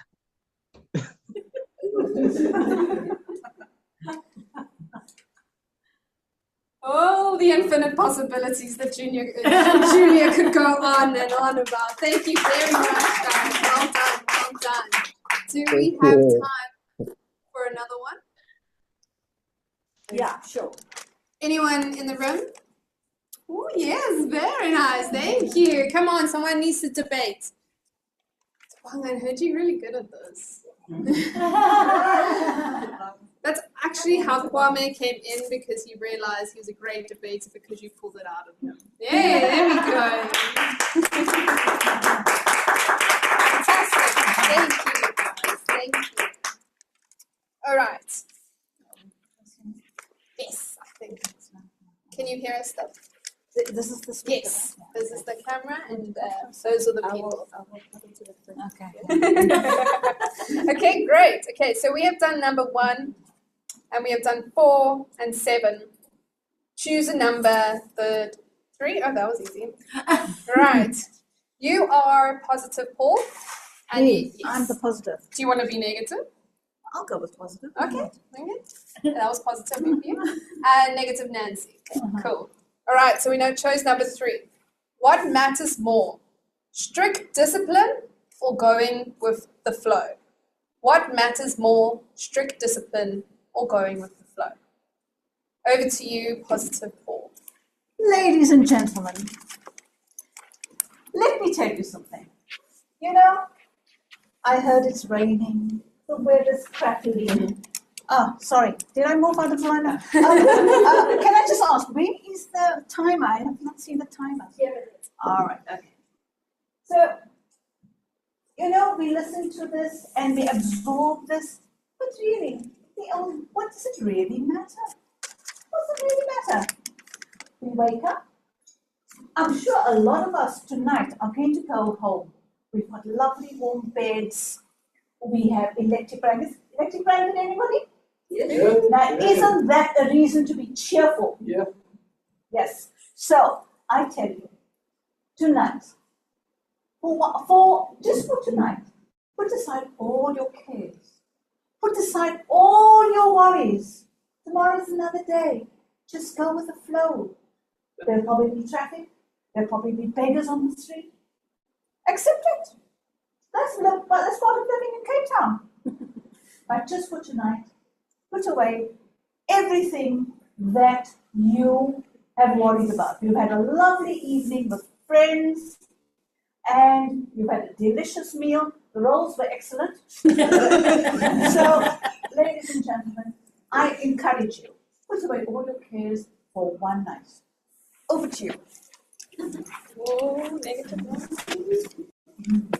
One night. And then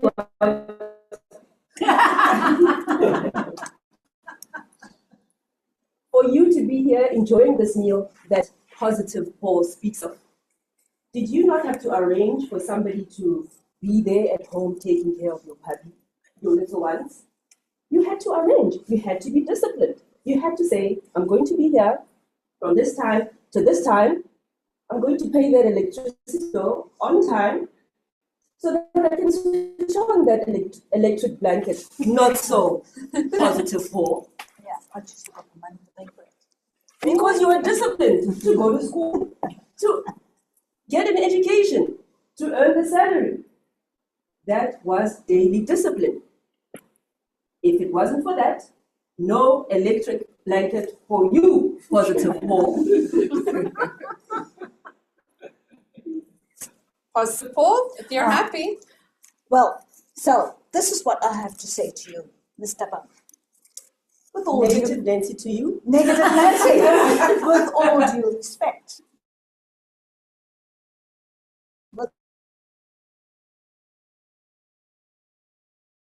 Then you came to this wonderful setting, this beautiful hotel, these amazing people, because that is what your heart moved you to come here. So you would make all those sacrifices, put things in place, yes, because this is where you really wanted to be. And so you could put aside all your cares and come and enjoy a lovely evening with amazing people. But that is not infinite. That is what I'm trying to say to you. At some point, you wake up and you smell the coffee. And I bet the coffee tastes damn good. Brilliant. Thank you. Thank you. What a mic drop. Thank you very much. My negative Pauls and my negative Nancy's and my positive Pauls. Oh, well, that was brilliant. I think that is the time table topics. Am I right? Cool. So, going on negative people in the world, and we all know them. It could be a beautiful day, it could be sitting and drinking cocktails in the Bahamas, and they're complaining about something. And then you could have someone on a really bad day, not complaining so much about the shoebox that they have to work in. So, who here watches the news? No one watches the news. That's really weird, guys. Well, I stopped. Of course. Well, I stopped watching the news because it was purely depressing. I called CNN concert negative news rather than anything else. And it's there we go. See, I said it first over here. But essentially, isn't that an interesting comment on life? To step away from watching the news, the daily things that are going on in our life, because we must know what's important, but isn't it always negative? Yeah. If you have a flashlight and you want to go around scrummaging somewhere and you find a massive poop, are you going to focus your flashlight on that, or are you going to find the dog that made that massive poop? What I'm trying to say is you have the choice to redirect your flashlights. Redirect them into your positive narrative, to a story that you want to create yourself. There is no need to have your flashlight on constant negative news. So step away, because you can't directly make that change, but you can positively change within yourself, and that will expand to so much more. I have left the schedule on the table, so I will be back in a second. All right, and I'm back. Now that I have rambled your ears off, we are going to be doing the timekeeper's report, and I threw Justine under the bus because I only told her that I was going to do this kind of table topic, so I don't know how she timed it. So thank you, Justine. Thank you, Madam President. I kind of timed, but also not really. So Kwame, you kind of did two stints. You were 39 seconds and then 41 seconds. Gabrielle, you were 1 minute, 8 seconds, and then I didn't bother timing your second stint. Derek, you were 47 seconds, also didn't get your second one. Julia, 50. And Shifa, you were 1 minute, 28. And Tabang, you were 1 minute. Those are just your first stints. Thank you, Madam Toastmaster. Thank you, Justine. Glad I could also keep you on your toes. And next, I was about to say next is the Toastmaster, and that is me. But next is the evaluator. Alex Genza, please can you come and read your evaluation for Rochelle? I'm so sorry, Rochelle's speech. Thank you.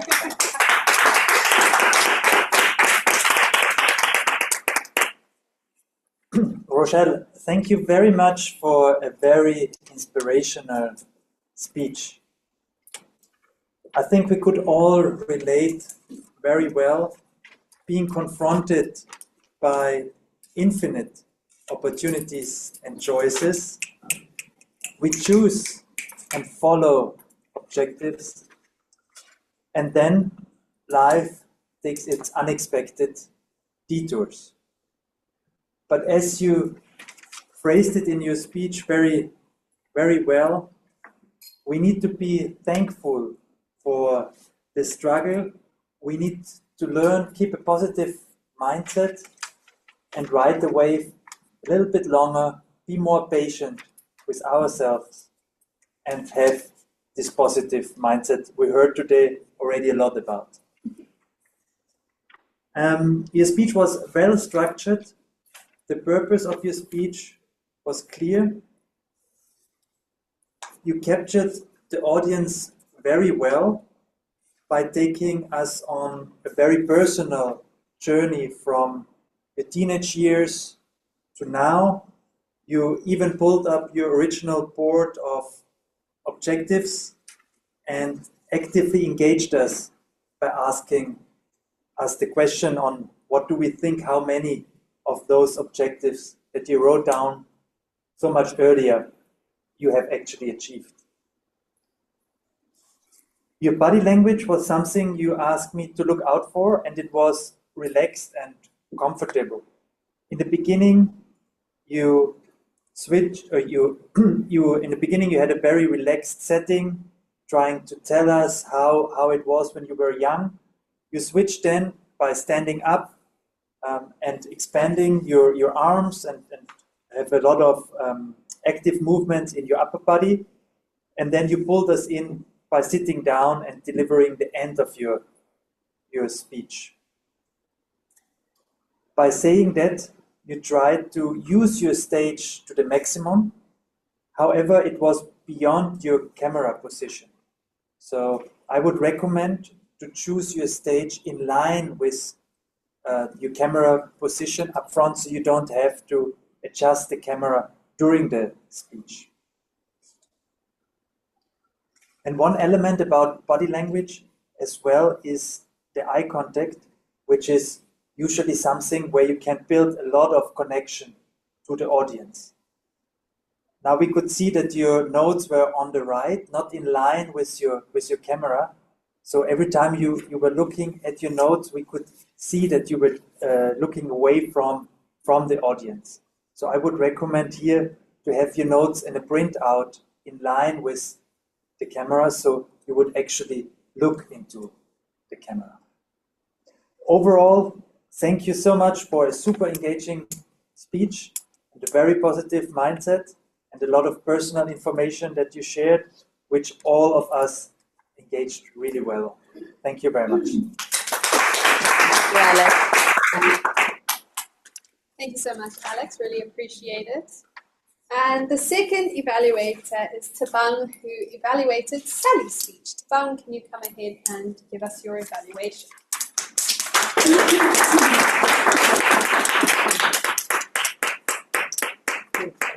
Master. Sally's speech was relatable, as is many of her speeches. Sally, I think your speech was impactful in terms of the intention that you have for it. I think sometimes when you believe in something, you are so far ahead that it's actually good to take your audience in baby steps. And so you brought your props to take us on the journey with you. And I thought that was very good because even if we start from the beginning of your speech, you had a strong intro, taking us back to our first science experience, which I think most of us wouldn't think of it as a science experiment, but it is. The use of imagination, when you did the tapping of the spoon, the shrieking when the spoon is cold, I thought that was a very good use of body language. You use your hands very well when you say, for instance, one thing or another. So I think that was actually very good. So as an experienced speaker, this is probably feedback that you've received, and we are actually seeing how you are using it. And so I thought that was very good. You educated us with the Greek origins of the word heuristic. You used humor. You brought us into your big, audacious goal. And you even gave us a call to action at the end to say, when we are buying gifts for little people, we must pause and maybe consider the types of toys that you mentioned. And some of the feedback I'd like to give to you to implement going forward is to slow down a little bit more. To use if you're going to be using the props, is to demo the items individually so that it can actually sink in. You've used pauses which is great. But as you're doing the demonstration, just let the audience take in the item as well. And perhaps shorten the title because somewhere along it ran away from you. And maybe the shorter that title, the better. And also you're probably a good reader, and so you have a lot of synonyms in your vocabulary. So you haven't decided on the word that you want to use. Is it baby, is it toddler, is it boxes, or is it containers? So it's probably just to now decide, that's the word I'm going to use and that's the one I'm going to stick with. But otherwise, your speech was very enjoyable. You brought us on a journey. You gave us a call to action at the end. It made sense. It inspired us to rethink play and how we can influence it. And so I look forward to how you're going to use this in your parent talks, and I wish you all the best. Well done. Thank you, Tabang. That was very insightful, and some business tips there for you. Unfortunately, Ant had to leave midway. He has to pack. He has a very busy life. But Christina, I don't know if you want to come still read your evaluation. I think it'd be great to still learn from you. Christina or Ant? Thank you. I'm actually taking a voice note so that I can send it to him later. No, just, yeah, I think that's fine. Okay. So I'm still addressing it to Ant. I loved the opening of your speech. Who doesn't like food? I mean, that's a perfect question to ask and to also engage everyone. I mean, you have everyone's attention immediately because everyone can relate to food and everyone loves food. I don't know anyone who doesn't like food. So I thought that was a really, really good opening. In general, I found your speech very well written. You used really descriptive language. It was fun to listen to because it was so relatable. I mean, you had so many nice words in there, alliterations like plain pasta and a fussy eater. You started with your childhood. That's also someone that probably everyone can relate to, because as children we are fussy eaters, and then we discover the pleasure and flavors of eating and how this journey actually changed. So what I really enjoyed was, of course, the topic. What you did well was your descriptive, fun language. You felt confident and comfortable speaking here. You made much more eye contact than last time. So I saw both your first speeches, and I thought that though you still read from your notes, but you tried to look up and try to engage. So that was much better than the first two times. And areas you can improve on is definitely those two things that I had to look out for: vocal variety and body language. So try to use more vocal variety, especially when you use this super nice descriptive language.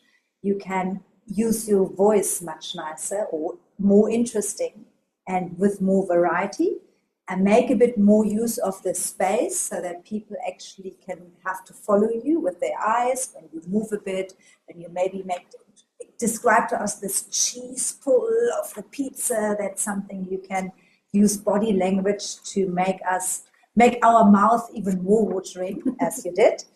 And yeah, in general, I love that you turned a quite ordinary topic into an interesting speech. And as Gabrielle mentioned earlier, that you don't always have to have this the speech with such a big message. You can speak about something quite ordinary and make it interesting and make it fun for people to listen to. So that's definitely what I enjoyed, and I'm looking forward to your next speech. Thank you very much. Thank you, Christina. And I really hope someone is filming Ant's wedding speech so that we can all see his growth in that. And last but not least, we have Gabrielle, who will be evaluating Claire's speech. Please, can you come ahead and tell us what you picked up? Thank you. Hello, Claire. I would like to start with a quote from Steve Jobs. He says, "The most powerful person in the world is the storyteller. The storyteller sets the vision, values and agenda of an entire generation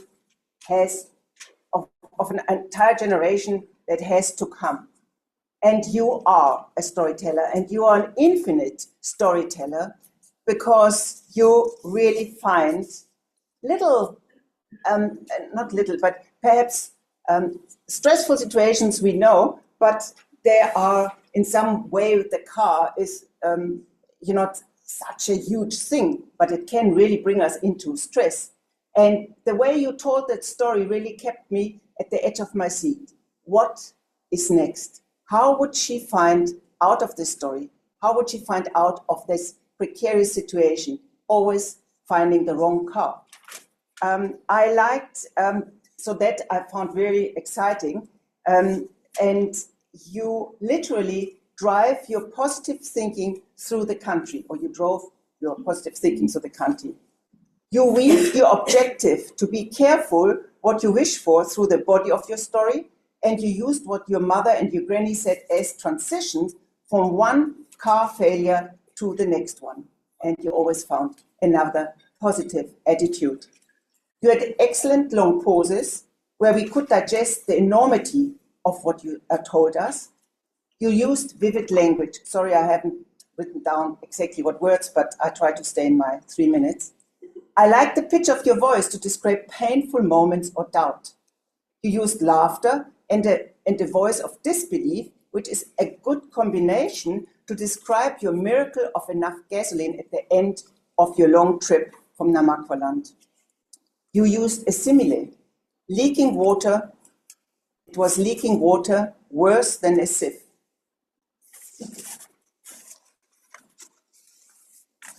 As a proliferant speaker as you are, storyteller, I loved it. There's only one suggestion. If I had something to offer as a suggestion to heighten your story, I would recommend you stand up and point out to sky in the background. And at the end, you turn towards sky and said, my dear sky, you believe in miracles and I believe in miracles. That's what we have in common. And you fulfilled that miracle. And forever, I believe in you. I thank you, my darling. Something like that, bring a direct speech into the whole situation, because she was waiting there and you just pointed at her, but bring her in as if she would be standing there. Yeah, Claire, you have ticked off all the boxes of a capturing speech, and you convinced us of the power of positive thinking and gratitude. I loved your speech. Thank you very much. Thank you, Gabrielle. And nice to, I don't know if that's your cat, but nice to meet you, cat. Next, we have the timekeeper's report for the evaluators. Justine, your life is made easier with that. Please come here. Thanks, Michaela. All the evaluators were within their limits, so congratulations to you all. Alex, you were 3 minutes 20 seconds. Tabang, 3 minutes 33. Oops, you were a little bit off. Christina, 2 minutes 38. And Gabrielle, 3 minutes 8 seconds. Good job. Down from 10 minutes. Exactly. Very good, Justine. All right. Now we will be voting for the best evaluator and table topics, negative Nancy or positive Paul. Will a barcode be coming up? Yeah. Cool. Let me just get my phone.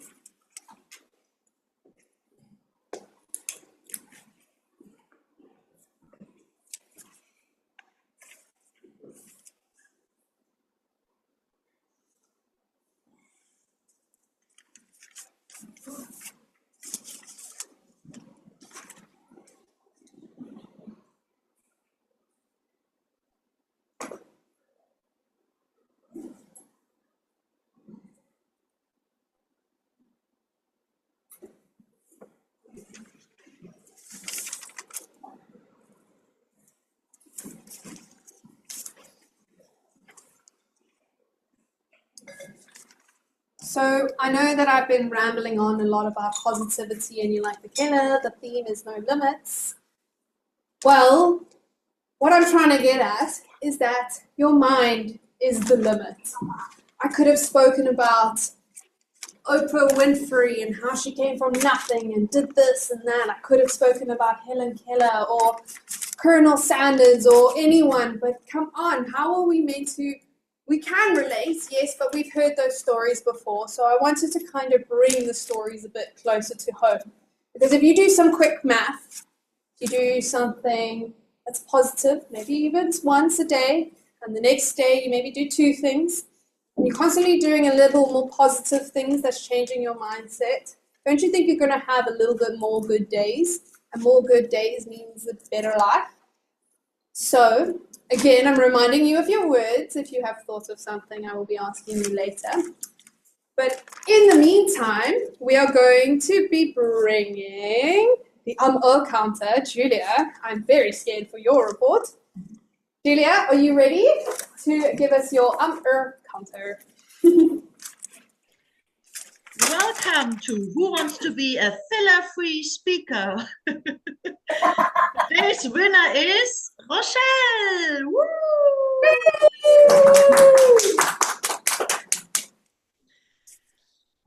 Michaela.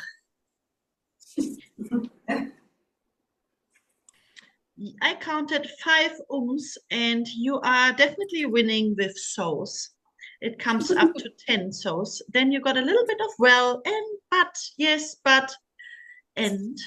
All good. You definitely spoke the most word today. So congratulations to this successful so competition. Next time I enroll you to not use that as much. Madeleine, I tried quite hard. I definitely wanted to find something with you, but it was infinity. Flawless. Impossible. Christine, I tried hard with you as well. I'm sure there was something I missed it. My apologies. Claire, I think you got so fantastic and so well. Just the buts, you used the buts in your speech. So it did make sense. It was not filling, but it came to my attention that it was, that I heard it quite often. And there was one so congratulations to that. Alex, you spoke a lot too, but I couldn't find anything. Tabang, I loved, no, I'm saying, I loved all your feedback and all your speaking. When you come to a point where there is a little break and a chance to breathe, you can possibly exchange the what I counted with 8 times, just with breathing. Then you lose possibly the N. I got 2, and so I got 1, and you used a little bit the end. Sally, well done. 3 A's, 1 but, a little bit of 2. I noticed this in the past before as well. Christina, I invite you to become the next counter. I loved everything you said. You just were a little bit too generous with your And it was for me like, okay, I think this is the next job for Christina to uplift you. So please take my invite. Otherwise, there were 4 A's and there were 5 so's. And the only reason I counted so many is because you didn't master the R counting yet. So please take in the invitation. Anthony, 1 well, 1 so. Gabriela, it was so perfect till the end, till the last minute. And then you managed to collect it, to collect 8 and 3 R's and 1 but. And I thought, oh, no, she mastered. Why she's going a step back? Just stay clear path. You did so well. Just the last minutes you collected your little fillings. And I got Paul with 1 A and 2 Anyone else? You're off the hook. Thank you so much. You did all brilliantly. Infinite. Yeah, you said it. Infinite goodbye from my side.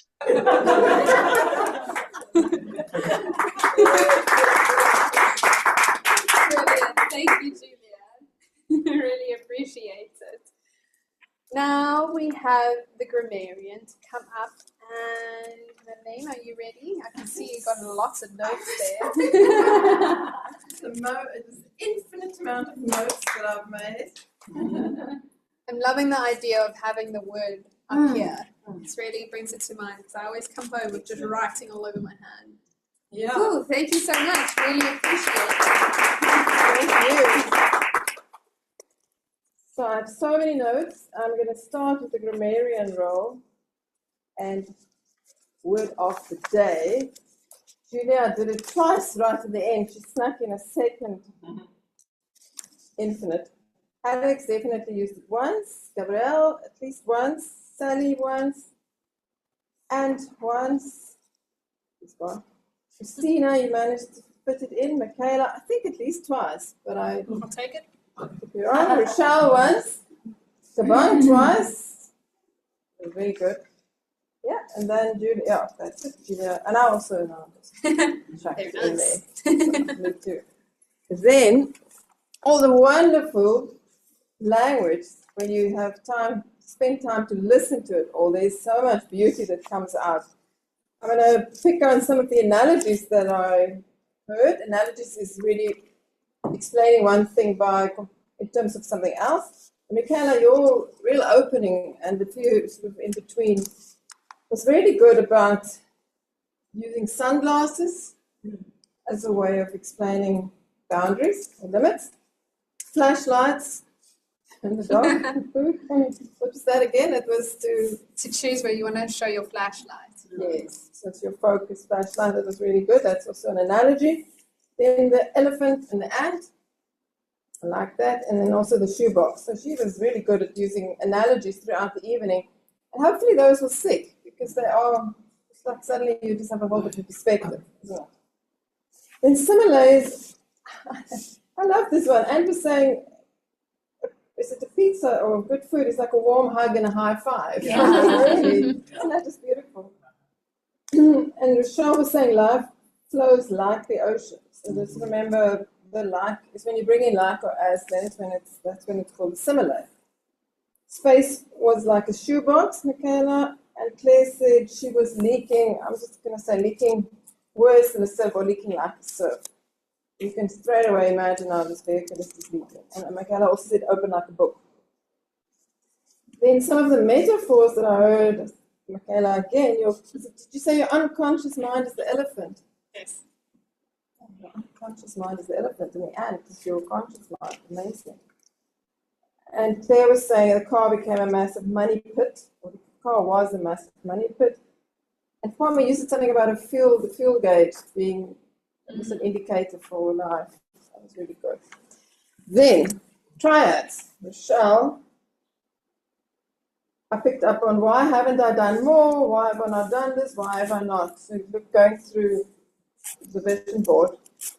And was talking about things where all things come together. People you love, fire you made, and the meat you bride yourself. Nice triads. Rhymes. It was rolls off the tongue. Rochelle also said not furthering your career, not earning more, not being better. Once again. Sally, you had loads and loads and loads of triads. I absolutely loved them. I don't know if you do it intentionally or if that's just how you are. I couldn't walk, couldn't talk, I could not even stand. Yes, it was so small. Some of the plastic toys that we buy does not bring curiosity, does not bring wonder, does not bring imagination. Things that beep, sing, and light up. And also your whole speech, then we get to alliterations. Your whole speech, the way that you explained is, that's power of play, the title, power of play. I think you could have just stopped there, because that is quite a powerful title, and that has alliterations in it, power of play. So other alliterations, and that is where the first letters are the same, push, pull, and post. And you repeated that again, push, pull, and experience. So that was a bit of an alliteration and a triad, all mixed up in music. And had loads of really vivid words. They were vivid, but they also had alliterations in slow Sunday morning, perfectly poached egg, click, click of the tongues, carefully crafted breakfast, and a plain pasta. All of these, you can hear the rhyme, the rhythm. Claire, also massive money pit. Gabrielle, you said the power of positivity when you introduced Claire's speech.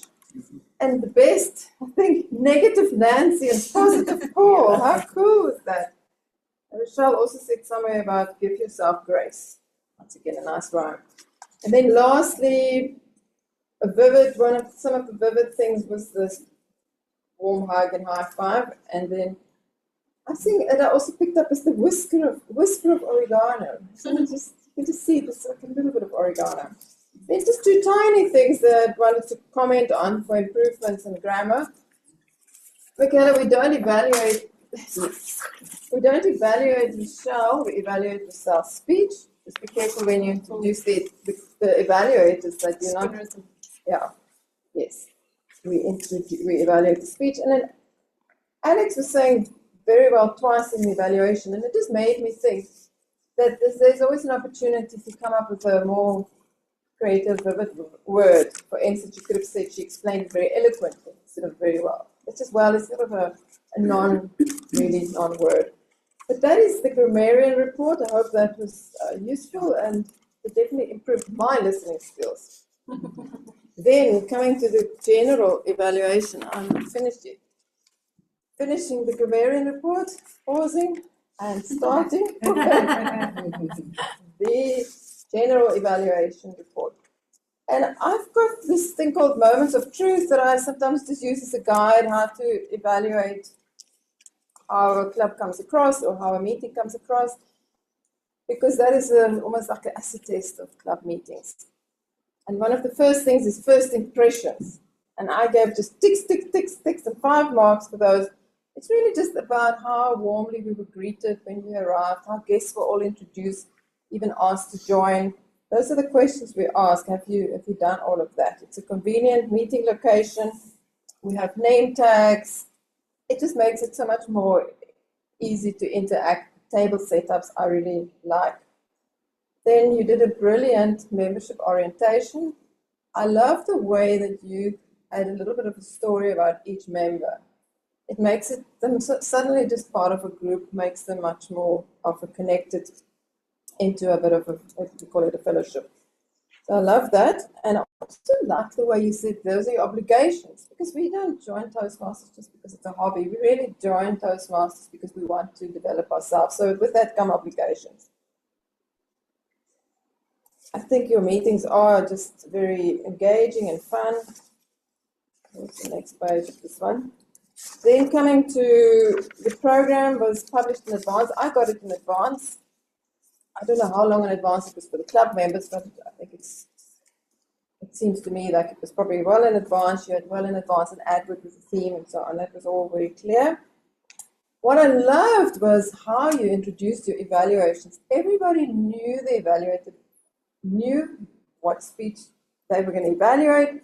They knew the specific objectives of the speech, but also the specific goals of the person doing the speech or their general goals. So relating the speech back to a person's goals and objectives to me was very powerful. Something that I would encourage you to keep doing. It's a very high standard, and I don't think many clubs get that right. So that was, what else did I write that you did well? I think it was quite fun table topics, the way you got the pairs debating. That was fun, and it makes it quite always more engaging and interesting. A tiny few things that could be done differently. I wasn't sure why you had the table topics master and the Toastmaster the same. Maybe try and always separate those, because it just brings in another person and a role and opportunity. And I'm sure there's a reason why you did it tonight like this, but why we give people roles is when it's really bad weather, they wouldn't pull out because they actually have a role and they'll still be at the meeting. So it's a really good reason to really nag somebody or not prod somebody to take on a creative role like Table Topics Master, because it doesn't require a lot of skills. I found it a bit odd to have the speaking coming from the back when the people were in front of me. I don't know if it's fixable because of... It normally comes through. Okay, yeah, it was just a little bit like almost every time I had to look behind me. Also think when the break started, maybe the sergeant at arms or the Toastmaster of the evening, you could just explain how the meals worked. As guests, I wasn't sure, and I saw another guest asking if they're allowed to eat. So make sure that's clear so there's no confusion, but that's really tiny little thing. And yeah, then there was just one last thing that I noticed, and that was about the evaluation of a person who wasn't in the room. You should always do that evaluation, whether the person is not in the room. Firstly, you can record it, but secondly, an evaluation isn't only for that person, it is also for everybody. It's for everybody's benefit to hear what the person did well. And in an evaluation, you don't always just speak to the person. It's also an important way to engage other people and say, did you hear how Gabrielle made real good eye contact when she did X, Y, and Z? So that's a good way of really engaging your audience. So just remember that it's not just for the person speech you're evaluating, but also for the whole audience. And with that, I think I love this club always because the meetings are warm, everybody's engaged, and it feels just almost like I'm back at a family. I arrived and got warm hugs, and it felt really much like I've missed out on a lot in the time that I haven't visited. So thanks very much for inviting me again. Glad to have you back. Well done. Thank you very much. I'm definitely going to take some tips of your grammarian role. I think it's nice to kind of be reminded what each thing is rather than a good soundbite that someone can pick up. And with that, can I ask you what your words are that you are ready to shed off? Mine was hate, so I don't hate anything. I dislike it, or I maybe need to lean into another direction. But is anyone willing to share a word that they're ready to let go of? Yeah. Yeah, wow, okay, cool. I think when I know. I should stop saying I think. And it's such when you know, exactly. Change the narrative completely, because I think it's also sometimes a woman thing. We always feel like there should be this gray area of like, oh, I think, I don't know, maybe you decide, when actually in your head you actually make the decision and then get angry because it wasn't that, and then we should have just said I know. So I think there's a lot of people that can relate to that. Is there anyone else that wants to shed a word? Yes? I don't know if anybody else has heard it, but I hear it more and more now. People, when they get frustrated, they say, ish. So you want to get rid of the word ish. I think you will have to really dig deep into the South African culture to get rid of that. Yeah. But for you, it makes sense. But I like the twang on it. Yeah. So maybe that's not something you should get rid of. But I think it's a good word. And then a word you would get rid of? Well, I don't know what it means. It means like, ouch. Yeah, it could mean anything. I was about to say sure. And then that's like, yeah, it's like an overwhelming, like ish. Oh, it's a South African word then, it must be. Yeah, I think so. I've been saying it since I was born, so. Okay, is there anyone else that wants to shed off or gain a word? I like that. Yes, Kwame? So, I found myself using the word exhausted a lot. Mm-hmm. Because I usually have long days. But I just want to use the word rejuvenate, revive. Yes. Alive. And I think that for me, by just changing the word, it means I've dispensed of energy, I've created something, and I've helped to basically I've advanced myself, and that is a way to replace the word exhausted, being tired, with being revived or improved. Yes, because you've had to get to a place to be exhausted, you had to work hard, and shouldn't that be more rewarded than the feeling of exhaustion? Love this, guys. Wow, I'm really impressed. Is there anyone else?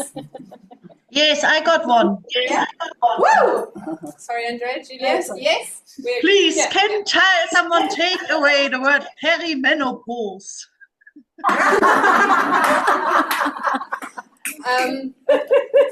Don't know how to comment on that. You can call it flourishing into wisdom. Many poos. It's blossom. Andrea, you had your hand up. Just following from what Kwame said, I think replacing the word stressed to maybe excited. Yeah. Lovely. I mean, yeah, because we always say, oh, I'm so stressed. I'm so stressed. So busy. So busy. Like, we're all busy. Like, you know, completely. And it becomes who you are. You put down plans, or you ignore things, or you just become this bundle of when actually you are just slightly overwhelmed because you have a fantastic life of all the things that you need to get done. How awesome that you're so intelligent and wanted. So it's all about changing your narration. And with that being said, does anyone have one last one? Because I mean, this is cool. No? Well, I'm great that I love how you like, you two are like naughty. What was your word? Justine, come, now we want to know. I'm frustrated. I feel so frustrated. But I actually just need to be like, you're still learning, or, you know, that. Ooh, this is, yeah. You could be frustrated, or you could say, I am slightly, no, it can't be say irritated, because that's kind of say, see what I mean about language and how it can control so much of your narration. Challenged. Exactly. I'm being pushed. I'm challenged. I'm great. I'm gonna say this to my boyfriend when I get home, because he didn't want to come to Toastmasters this evening, and I hope you watch YouTube tonight.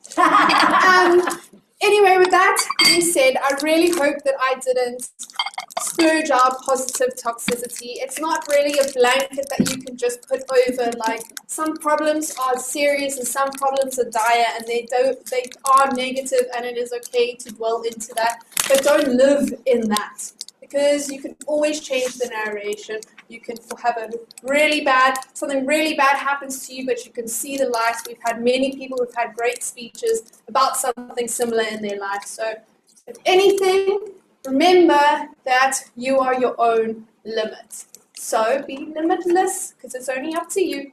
All right, thank you, and good night.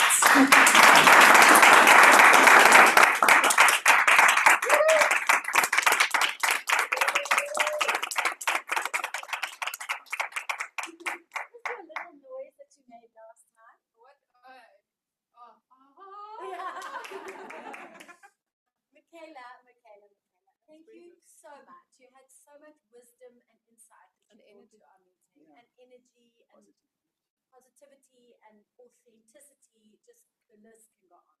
Thank you so much, and I'm really happy for you that you found some positive. They can't hear me. Where's the thing? Here's one. No. Can you hear me now? Oh, my laptop's on here. Maybe that's this. Can you hear me now? We can hear you very, very faintly now. That's so weird. There, you're better. Like this on top of the speaker now. I'm just plugging them in. Is that better? Yeah, it sounds like whispering.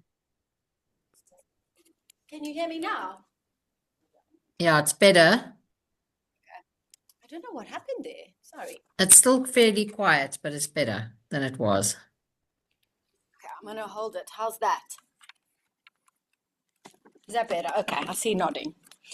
Okay, Michaela's right here. Michaela, yes, and I'm very happy that you found some positivity in your shoebox. Thank you. I'm sure you will miss your Table Mountain view, but there'll be new views. And thank you for taking on table topics. You were great. It was lovely to have the debate sort of scenario. So thank you very much. To our speakers, everyone did such a great job. Congratulations to everyone who spoke tonight. Rochelle, I think we could all relate to the Karen in our head. And I loved when you told us to give yourself grace, because that I think is sometimes the biggest thing we can struggle with. I know I struggle with that, is just being kind and forgiving towards ourselves. And Sally, your speech came at the best time, because my godchild is turning 1 next month. And I'm like, gosh, what am I going to get this child? I'm just going to go and get some stuff from home, from Absolute Pets. Swipe that card. So thank you for that. And Ant made me so hungry. I was sitting there going, stop now, please. And Claire, I loved your message of the power of focusing on gratitude. Because again, that is something, as we learned with Michaela's little exercise now. We have these negative words that keep coming up for us, but it's all about focusing on gratitude. So thank you to all of our speakers for all those lovely messages. And then, of course, our evaluators. There's always something so insightful that we can get from each and every one of you. And just getting, it's what I love so much is there's always something that someone picks up in a speech. And I'm like, oh, yeah. And I hadn't even thought about that. So it's really nice. It's fabulous learning for all of us. So thank you. For our next meeting, it's the 2nd of September. It is confirmed. And the theme is, how are you leading your life? Michaela has got the beautiful, colorful sign-up sheet. Please sign up for roles before you leave the room. If you are online, please send Michaela a little love note and tell her what role you would like to take on, if you want to do a speech, whatever that looks like for you for the 2nd of September. And then I want to just first chat to Derek, our fabulous area director. Derek, and thank you so much. You were also a little bit of a Zoom master for me this evening, so thank you for your help with pinning and unpinning. My fingers were a little bit unstable at the best of times. So thank you. How did you find our meeting at Toasted? Okay, all right. I think Madeline did cover a lot of things as the overall evaluator. I actually echo a lot of things that she mentioned regards to how the members were greeted cheerfully and how the roles were intertwined together. The flow of the meeting was perfect. If I compare to this meeting online and the previous meeting that I did attend recently, I think last week, with another club online, I'm not going to mention their name. I was blown away. I was blown away because I was expecting that it was going to be chaos. I was expecting that, I would feel left out because of poor connectivity from the Zoom master and all of that. But it was perfect. I didn't feel left out in any way. The camera angle is very good. The picture quality is fabulous. You can see that a lot of effort, time, and preparation was put in. Even to the speakers, everyone made sure that their connectivity was on point. There was no breakup in communication. Everything was just flawless. So for that, I'll give you a thumbs up and say, well done on that. A lot of preparation was done. And that's what we want to see. So the moment of truth for me was done correctly and perfect. And the fact that even if your meeting was in person, the hybrid part of it was also equally catered for, meaning that you're giving each and everybody a chance to feel part of the meeting, without feeling left out. And that's good, and it speaks volume for me. So well done on everything. Well done on your club. Well done on being the first to submit your club success plan. It seems like Toasted has a high level of organization and something that we can be able to follow in so many aspects. So well done, guys, on your meeting tonight and everything. I'm sure the next meeting that I will be part of for Toasted would be definitely in person. And yeah, well done. I enjoyed it. Thank you so much. Awesome. Thank you. Thank you so much for that feedback, Derek. It's really, really kind and lovely to have you with us, and really do hope that you'll be able to sit here in person with us next time. So thank you. Thank you soon. And Madeleine, thank you so much for taking on a grammarian role as well as general evaluator. And it's just so nice to see your face again. So thank you very much. I know you've given us kind of a few takeaways to think about, and I appreciate those little things that we will definitely take into consideration. So what is your takeaway from this evening?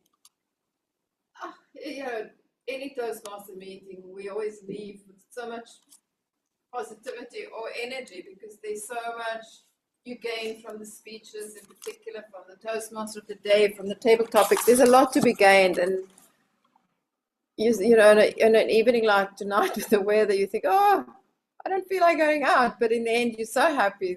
I'm so happy that I did, and I'm so glad I was here. So thanks very much. And something I forgot to say in my general evaluator report, and Derek touched on it, is this hybrid setup. You've really kind of just about, I think, made it perfect. And I know it's incredibly hard. I've tried it at our club, and it killed me, nearly killed me. So well done on that. No, overall, excellent. I loved it. Thank you. Oh, thank you so much. If I put the speaker there, can you hear me online? Is it okay? Okay, perfect. Thank you. Then I don't have it in my hands. Thank you, Madeleine. Really lovely to have you again. Rosetta, how was your evening with us this evening? Fabulous. It's okay. Fabulous. We don't even miss the other one. Believe me, we don't. So, yeah. Really. So we'll see you again at our next meeting. Yes. Sure. Hopefully soon be a member. I know. Or just an observer. Okay. Support. You used to follow me at the club for 15, 16 years. Wow. Never became a member. Okay. Just a permanent resident. Okay. We love those permanent residents. Thank you so much for being with us tonight. You know, it's my It's lovely pleasure. to have you again. Yeah, when I look at you, I said to my sister, you got to meet them. They are really, they're really nice to be with. Oh, thanks. Okay. Well, hopefully we get to see her next time. Yes, you will, definitely. Thanks. Lovely. Thank you so much. And Shifa, it was so nice to have you back. It's so lovely. And well done for standing up and doing table topics. What is your takeaway from this evening? Because you've seen us at the Cullinan. Yes. And this is the first time you've seen us at the Peninsula. Yes. Well, the venue is very nice. It's a nice venue, and I hope that you're going to make this a regular home. Yeah. Because everybody seems very comfortable in, and I'm happy to see that there's good parking. Yes. Yeah. So that makes a big Good difference. speaker. Yeah. I enjoyed your speech. Thank you. Yes, now I always like coming back. It feels like coming home. The welcomes are amazing, and everybody is fresh and excited to be with each other. There's a real spirit of camaraderie, of family, of community, and people also want to grow and to learn, and this is a wonderful space to do that in. Oh, thank you so much. So lovely to have you. And Cassie, would you like to share just one takeaway from this evening? Putting me on the spot. Now I'm very aware of the fact that I'm saying It's it's a really lovely group of people. I think what I love is the encouragement, the fact that everybody is very supportive of each other, and yeah, I'm excited to be a part of it. Amazing. Well, thank you so much. Well done for being brave and coming up to the task with me putting you on the spot. I'm sorry. I'm nervous. I took an Urbanol before this meeting because I was like, I'm stressing out. Right. Once you yeah, it won't be your first Urbanol. I hope you've got a big script. You just, once you get up and you start speaking, and if you're online or in person, the more roles you take on, the more chance you have of just standing here, and then it doesn't become so scary. I promise you, when I first joined, I was a nervous wreck. I was online as well, and I was like just waiting for someone to call on me so I could fake a load shedding, you know, so my computer would go off and I would just run away and hide. And, oh, sorry, load shedding. So I get it. It's very scary, but the more that you stand up here, the more confident and comfortable that you become. Okay. Thank you for being with us. It was lovely to have you, and we look forward to seeing you again. Definitely. Hey, so to all our thank you. It's now time for some awards. And we obviously had things slightly different tonight with table topics. But for the awards, sorry, I am here. Okay, the first award is going to be Best Table Topics. So when you win an award, please come up so we can have a quick photo op. So Best Table Topics. Keep going.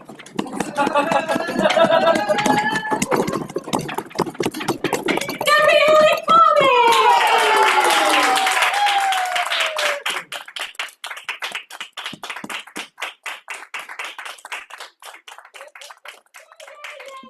Oh, I must give you some. Amazing. You each get a little Thank you. Thank you, my colleague. Thank you, Sally. Thank you. And then we're going to go to Best Evaluator. Christina!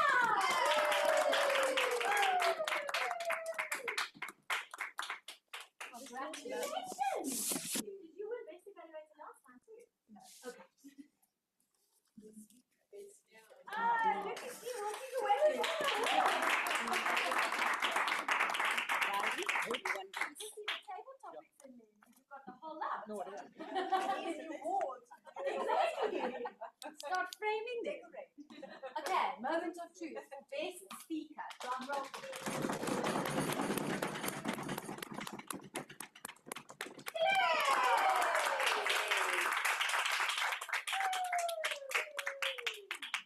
Well done, Claire. Congratulations for best speaker tonight.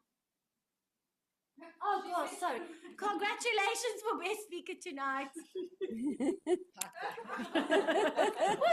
Well done, Claire. I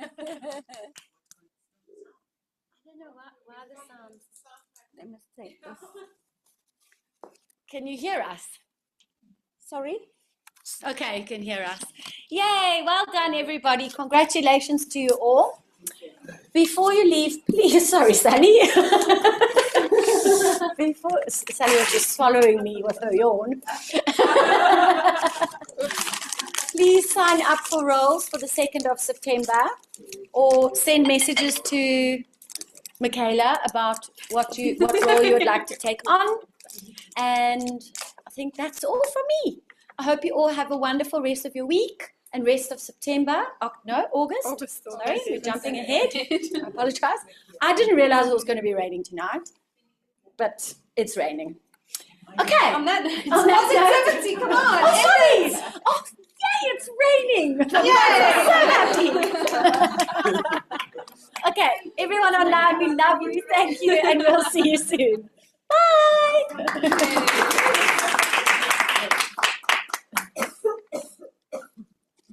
This one is eloquent, you must speak. Since you remember saying Icebreaker, you wanted to do Tommy. your Well done, icebreaker. Claire. Well done, Claire. Thank you. Our darling Sky.